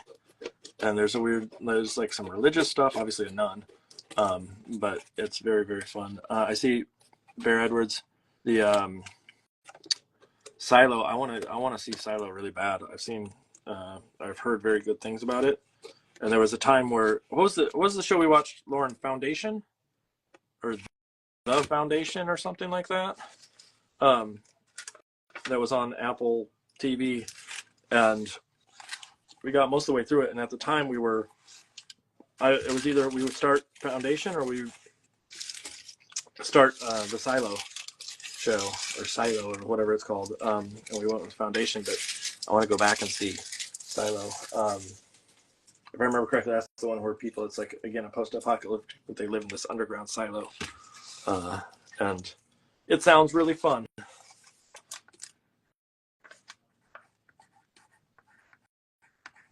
And I would like to see it. Let's see.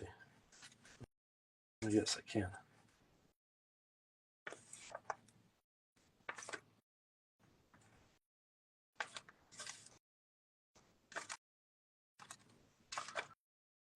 Draw on some of these. See, does this orange show up?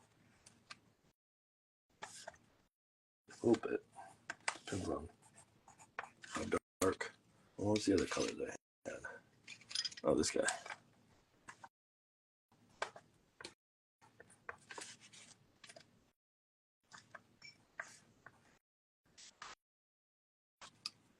Okay, go in here and, oop, that was the wrong pole there. There we go.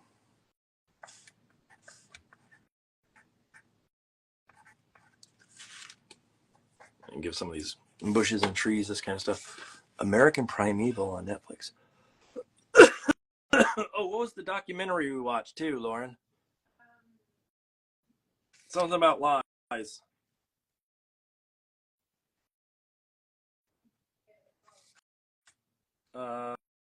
Something of Lies.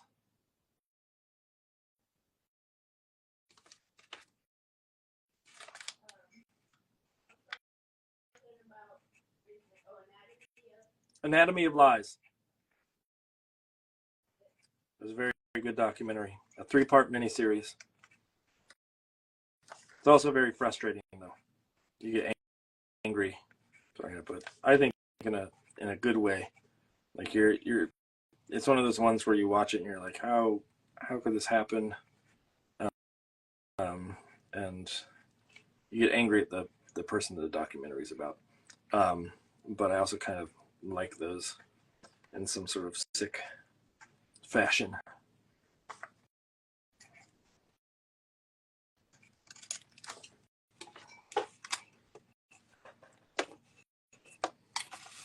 All right, so let's see if I can do this.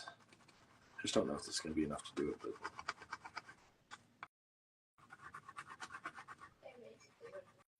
What?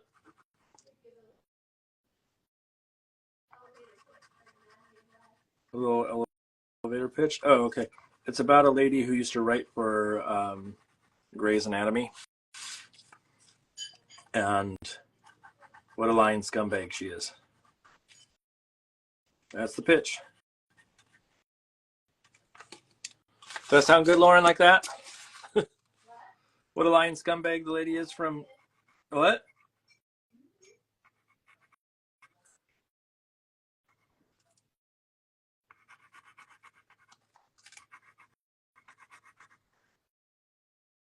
Sort of used a web of lies to mistreat people.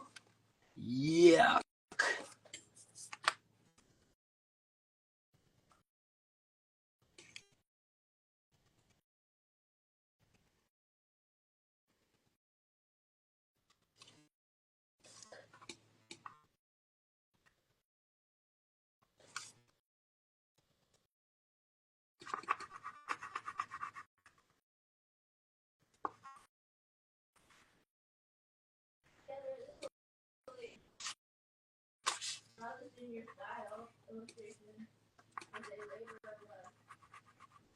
That's what you're doing right now? Thank you for doing that.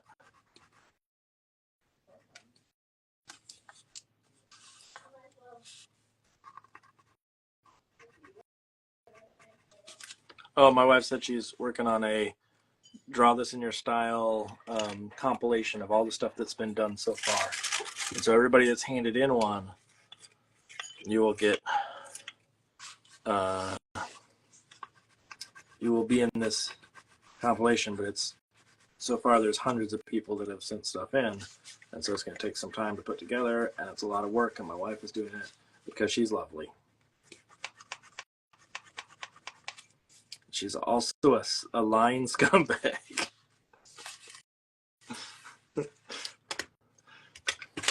There's this documentary about her called Anatomy of Lies. Is that right, Lauren? Are you a scumbag?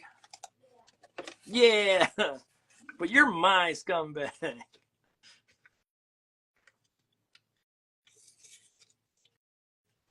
there's anybody that's a scumbag, at least she's mine.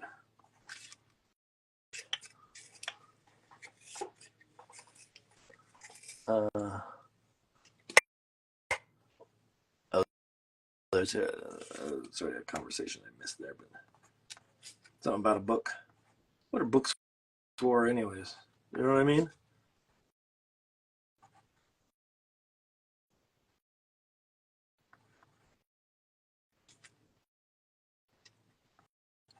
What good are they? You know what I mean?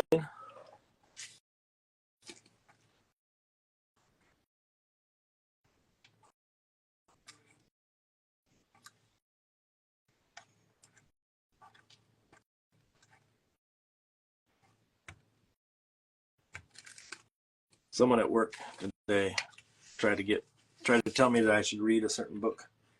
They said, I have this book that I want everybody to read because it's really good. I said, I don't read anything that's not a picture book. And they said, figures. And of course they were joking, but I wasn't completely lying. I don't read a lot outside of picture book realm. And so, you know, this is also someone that's in Kidlit, so they get it. Teacher Marion, what DPI do I scan my work? Depends on what it's for. If it's something that's just like I know is not going to end up in print, or is not for a client of some sort, then I scan roughly at about 360, somewhere in there. If it is something that is intended for a client, most of the time I scan at 600 and then scale down accordingly. So something like that. And a lot of that has to do with just the idea that 600 is twice the scale. And this is, I don't even know if this is true, but this is sort of what I think, that it's better to be in proportion. So like twice the scale is better than 1.5. And reason being is if you have, let's say, a pixel, and if I scan it at twice the scale, I end up with a perfect square. Whereas if I do 1.5, I end up with a pixel and then a little half and a half and this little, like, you know what I mean? Like it's 150% is not a full thing, so it's better to do it in proportion that way. However, what's funny is in scanning and printing and whatnot, printing at 300 DPI is actually not as good as printing at 288 if you're trying to go from screen, because pixels are generally at 72 DPI on screen, and then you do that times 4 and you end up with 288. And yet all the printers for the most part print at 300. I don't know why. I mean, this is the way math and squares work, essentially make me suspicious of it, but there's probably some reason. There's someone out there is going to go like, well, this is the reason why it prints at 300. But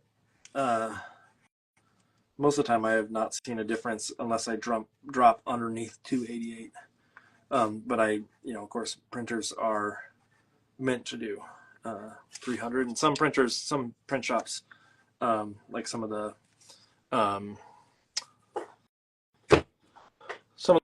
the like print on demand places require 360, and so 360 is a good range, but sometimes I'll just do 300. Again, it really depends on what's it for.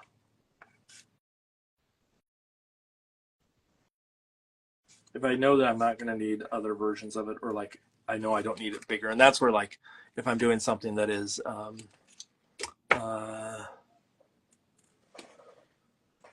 just for me, it's not intended to go to print at any point. Why is my feed so blurry right now? It's been going in and out of blur periodically throughout the night, for whatever reason.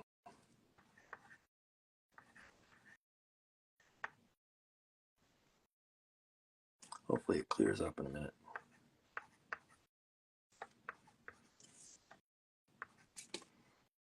I'm trying to get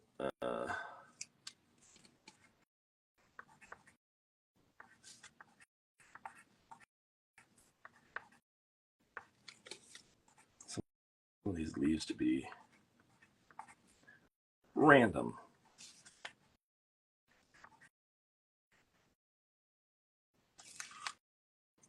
And that is actually quite hard to do because our hand naturally doesn't, our brain doesn't want random, it wants order. So I'm trying to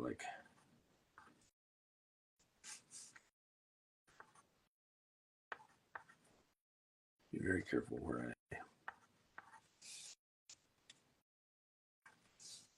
put some of these colors.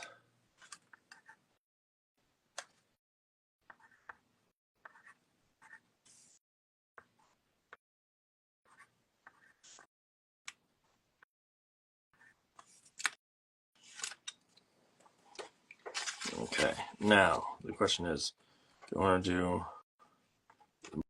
black and then light here again? I think that's probably the way to play it.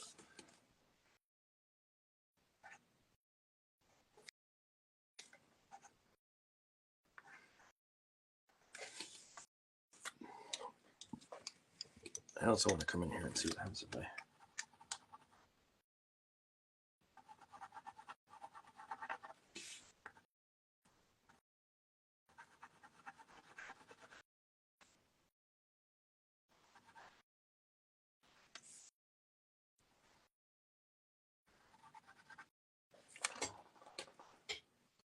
Start to introduce that like that. What is the saddest picture book I've read? What a dark comment there, teacher. I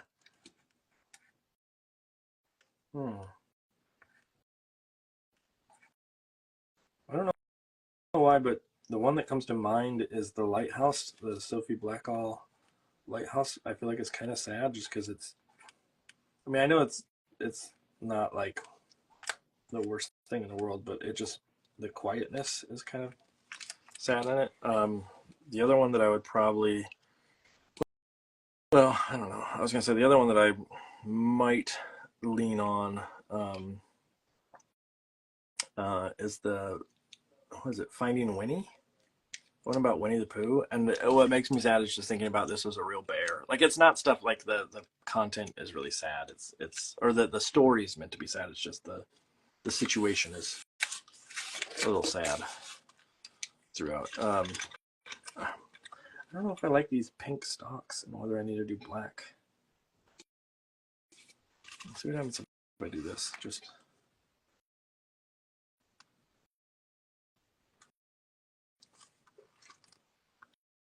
I just feel like they need something a little more than the pink. I could come in and just like literally darken those things up altogether. And maybe that's what I need to do, is just make them dark, like black. That means I need to get my eraser. Where is my eraser? There it is.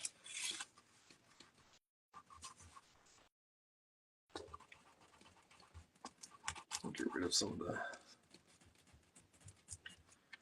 excess that's in there.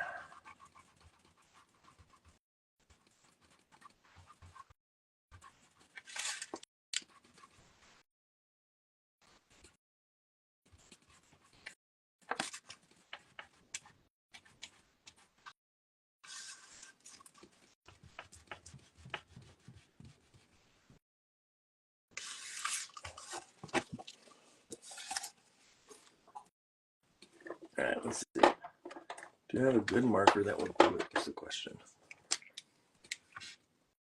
Okay. Get my brush. Where are we time-wise? I think we're relatively good. Okay, so let's see what happens if I do this. This is dangerous. Actually, you know what? I do this and then I put some color back on top to make the trunk have a little bit of variety in it. Might actually be good.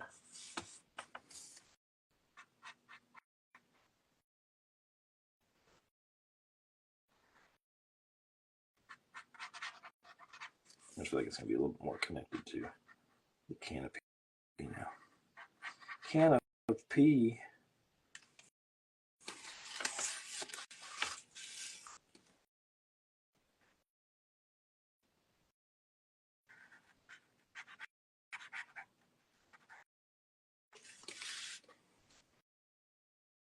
Canopy. Canopy. Take me to another.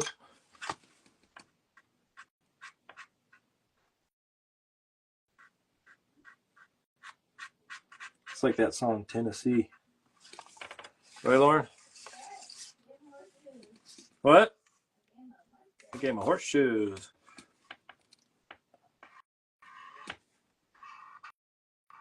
Canopy.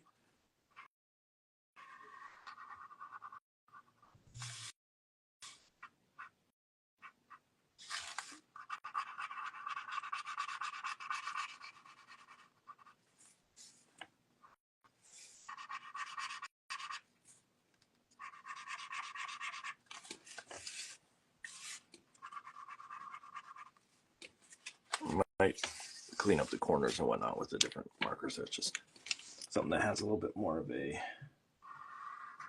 finite edge than what this one does. This one's maybe a little. This one's good for blocking in, but not necessarily good for detail.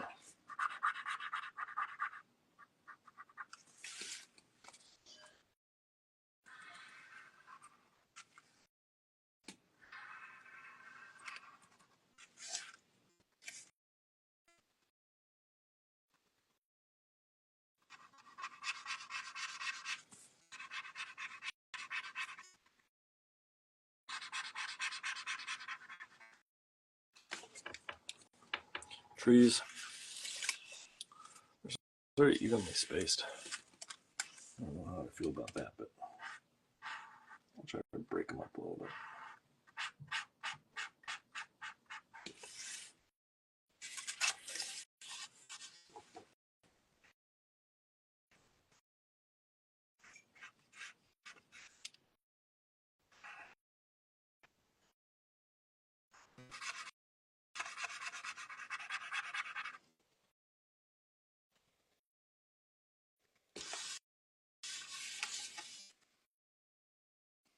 Okay, let's get in there with the finite one now. Let's do this. Let's do this. I just want to have these be relatively sharp in their corners.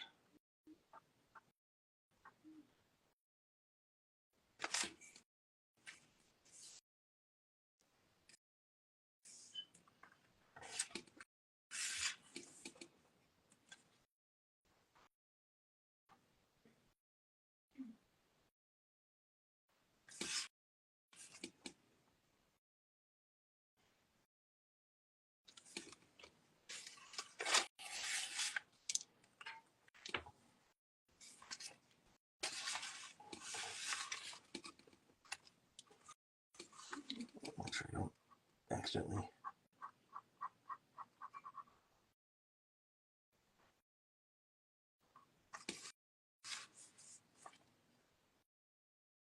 Smudge. That's what I don't want to do. No smudgies here.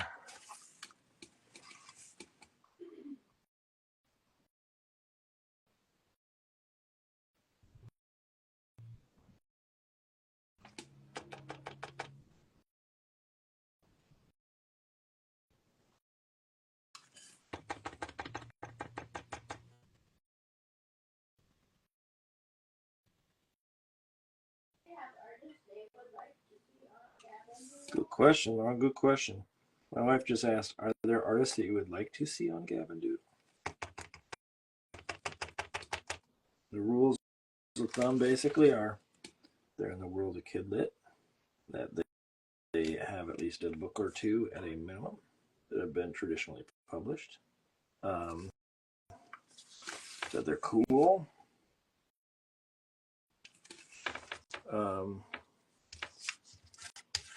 that they, I'm trying to think if there's other things they must have. The ability to talk. Right now they have to be primarily US or Canada or Mexico because of time frame.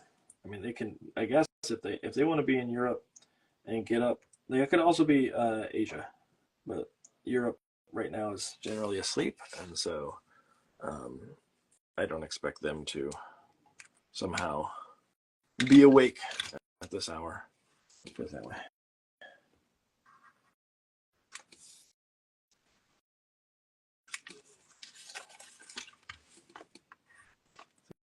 I add in a lot more of these, like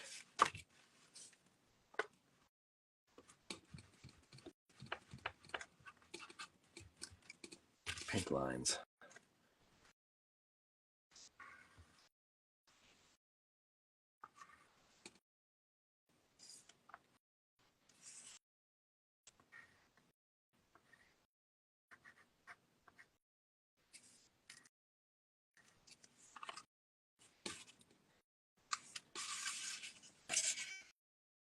These are other trees. What?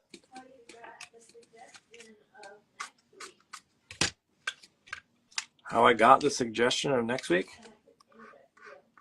Oh yeah. So next week is Annie Castillo, and we reached out to for anybody that doesn't know the Fan brothers, and Eric Fan, who I think it was Eric, right?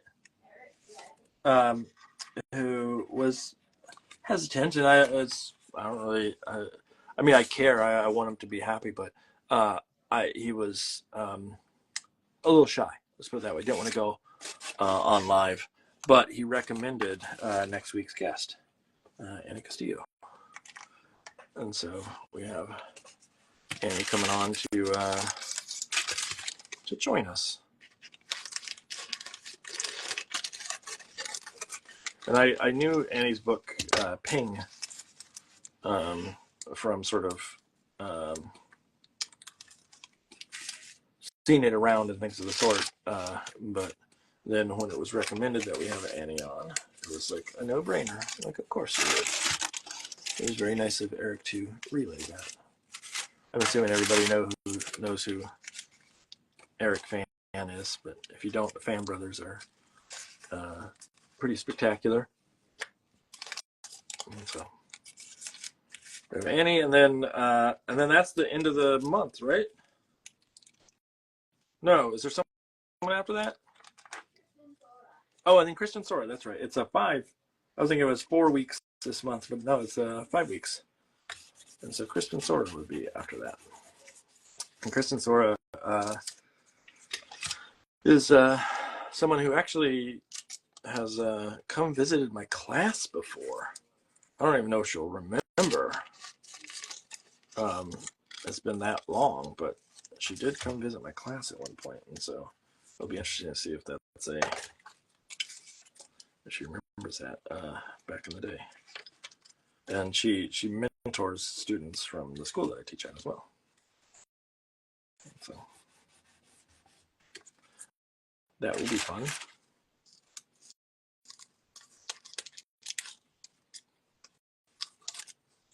Won't it? Okay. Hansi and Gretty are getting pretty close here to being done. Is it okay that I call them that, Lauren? Yeah. You like Hansi and Gretty? Mario and Dreddy?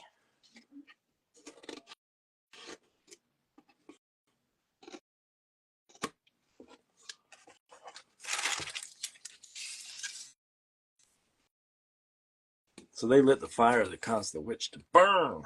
Baby, burn!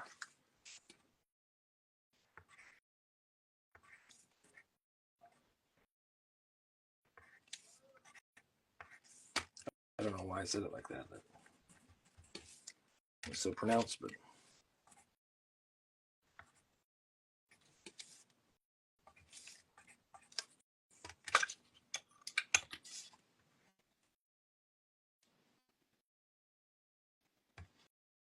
you know what's kind of fun tonight, and I know this probably isn't fun to everybody else, but it's fun to me, is at one point we had a potential student for the school that I go to, someone in high school.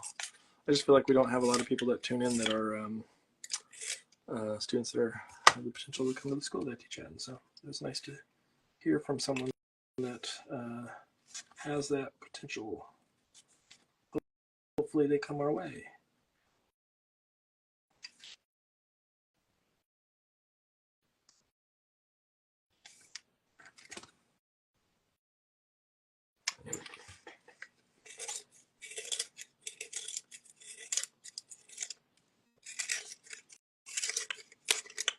Ugh.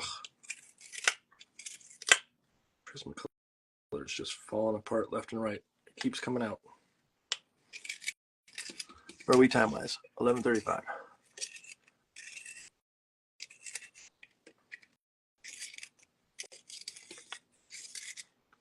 Okay, let's see.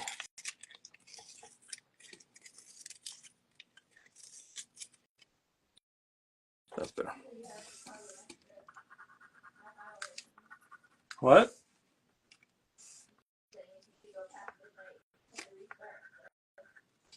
Oh, that's true. I don't think I'll need to. I think I'm wrapping up pretty soon here anyways.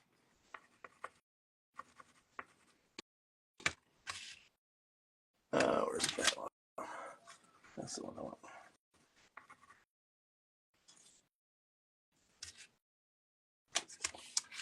This guy can.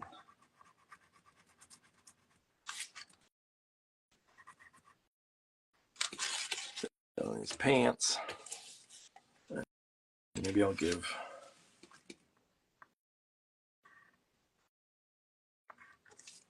Gretel some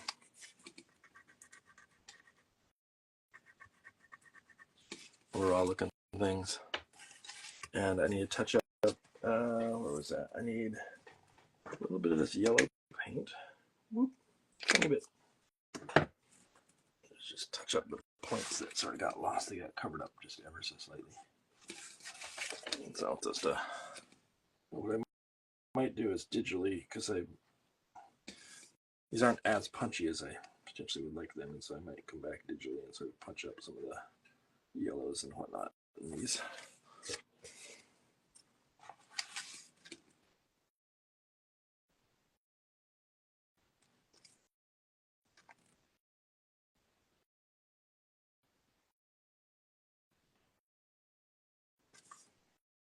Okay, so I'm going to show you something that I think is funny. I don't think everybody else is going to think it's funny, but I think it's funny. As I'm working on this, it just popped up. These flames are in this house. This flame is in front of the trees. That one's in front of that, what's it called? Trunk, but behind the tree. And I know that's not like hilarious, ha ha ha. But to me, those are the quirky things that I think are fun that I sort of originally would have been like, oh no, I put this together the wrong way. But I actually think those are great moments, and it's worth holding on to them in some manner. I see there was a question there, so I'll get to it in just 1 second. Let me just, yeah, I'm just trying to touch up and get this yellow to pop a little bit more in a couple of spots. Okay, the question, do most students attend your school right out of high school? Any age centers? Most of the students are, yes, right out of school. But actually, you know, I would say yes, most of them are.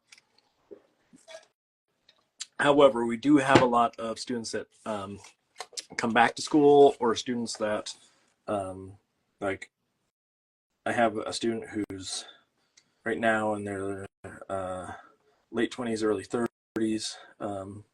I've had students who are in their 50s. I've definitely had students that are older than me.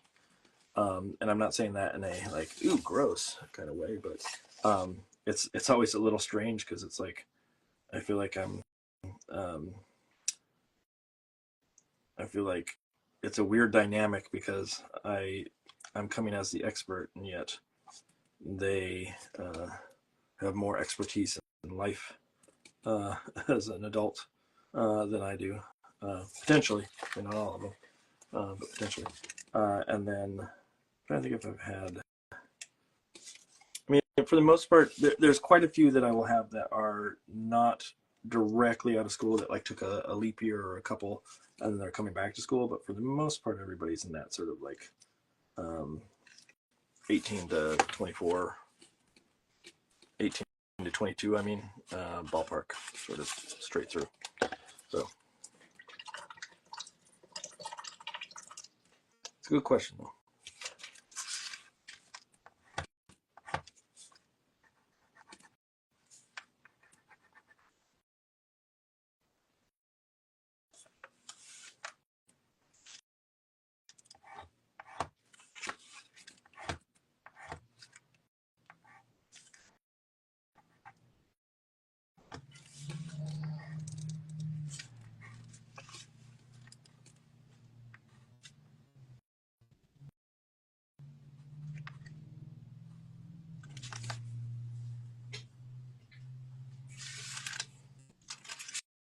Okay, and then let's see, is there any other little arms and ends I need to do? Let's give them a little bit of a chin. Oh, you know what else I was going to do? I don't know if I have the marker out here to do it. Let's double check. And I do have this marker, which probably should come into play somewhere here.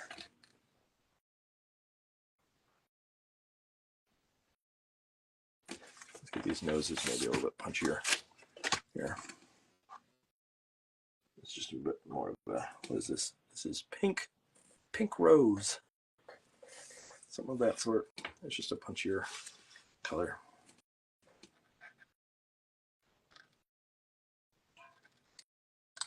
I'll put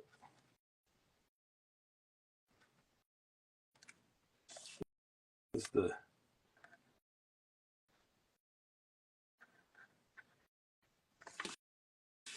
candy on top of the roof. Maybe I'll do a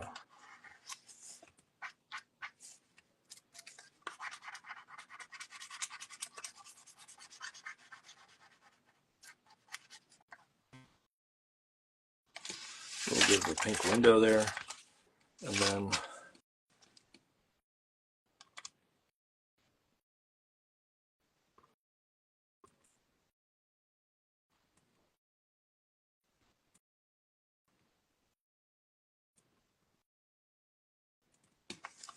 put that to be a little burny there.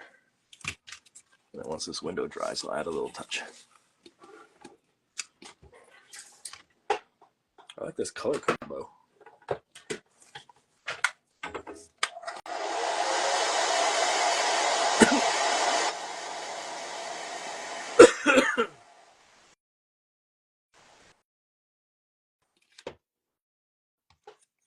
And yes, I know Hansel and Gretel did not burn down the witch's house, but in my world,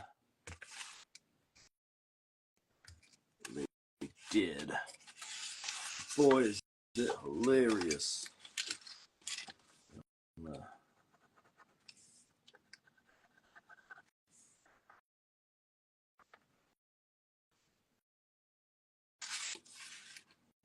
Give them that little doodle of a line underneath to imply I'm walking here.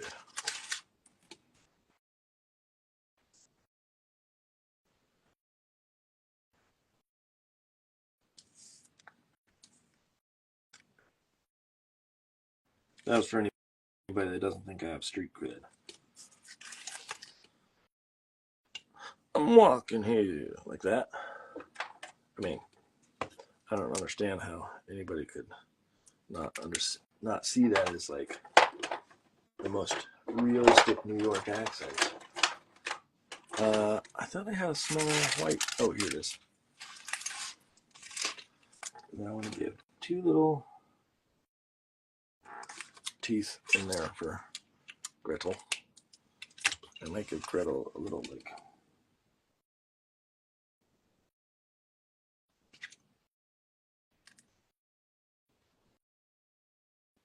pigtail. What I do is actually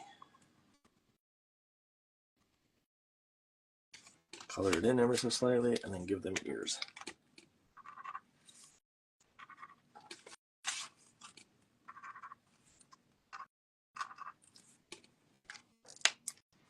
That's a weird image.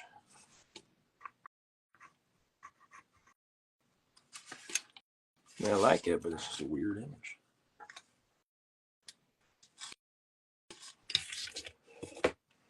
I might do one other little touch, which is, let's see about disconnecting that right there from that line. The same thing here with this one, just a little trim to soften that curve that no one will ever see, except me. Yeah, oh, good question. Does anybody watching have a favorite David Lynch show, movie?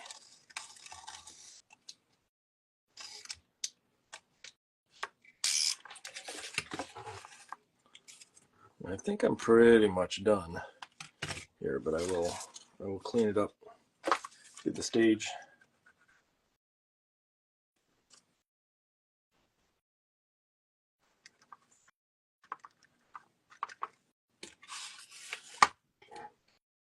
All cleaned up for you. You ordered 22 stickers for I couldn't even say it. 22 stickers for your water bottle.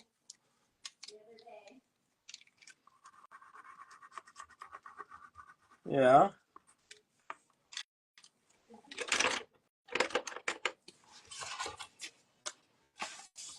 Twin Peaks. Peaks is a good one.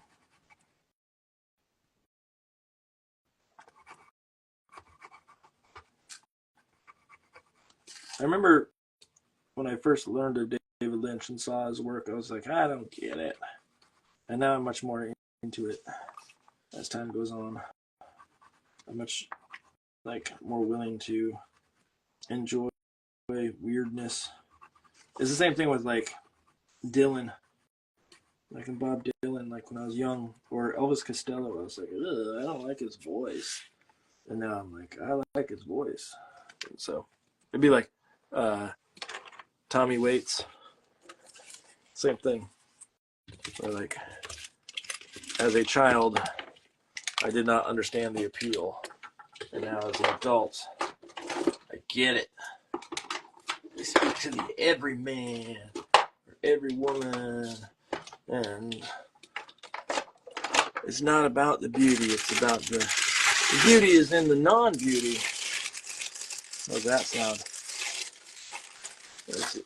Okay, let me just get these scraps off to the side. Like that. And then I even saved, to make this process easier at the end of the night, I even saved my blackboard right to the side so I can just go like this. Boom! Bring it up here.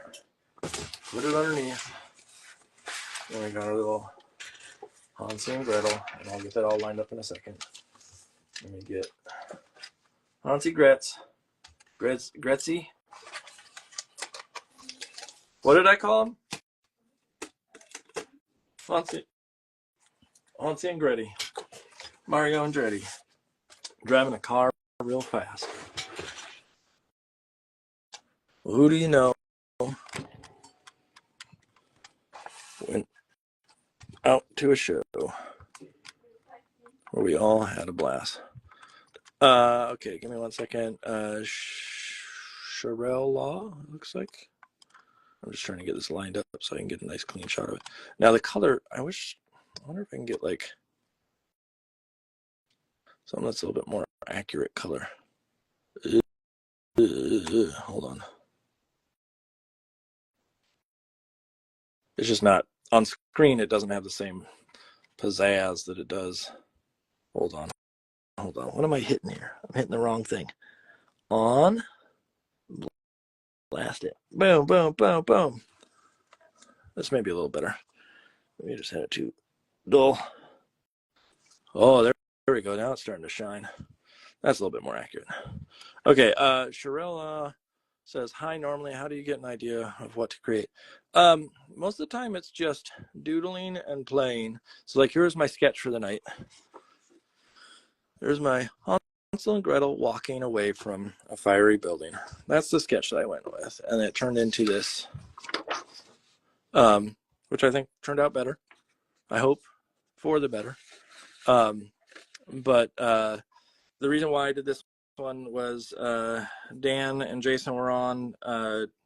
Dan had written early on saying that they were thinking about working on just thematically maybe some Grimm's fairy tales. So I was like, oh, what Grimm's fairy tale do I want to do? I definitely did not want to do Little Red Riding Hood because it's been done too many times. And so I figured Hansel and Gretel would be more fun for me. And so, which I don't think I've ever really done a Hansel and Gretel image. And so I made this. And it's them burning that witch house, getting rid of that witch without having the witch in there. I think next week my goal is going to be to draw more than a couple characters in a scene. I realize I only do 1 or 2 characters for the most part, and I want to do could I do something that is, 10?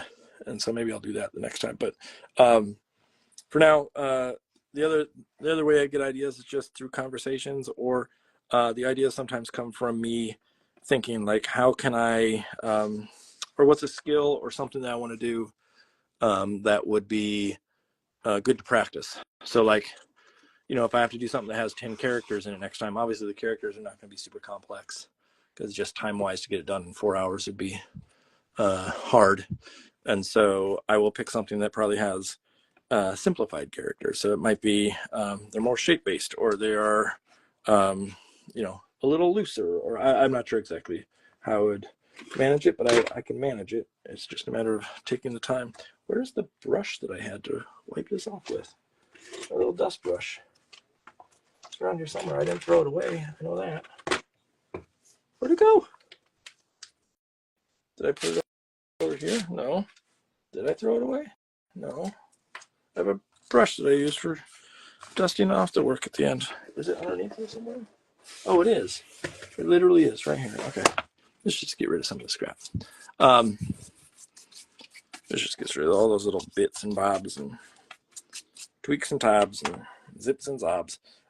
So anyways, yeah, so I you know, give myself little mini goals. That's what I'll do next time. So Hansel and Gretel lit a fire. That's it for the night, folks. I hope you all have a lovely evening. I will see you next week, Thursday at 8 p.m. That'll be the first day that I'm teaching for the semester. So I might be a little wacky, a little wonky. I grew up next to a lake called Minnetonka. It was actually Minnetonka. But that's it. Y'all have a lovely evening. I will see you next week. Bye.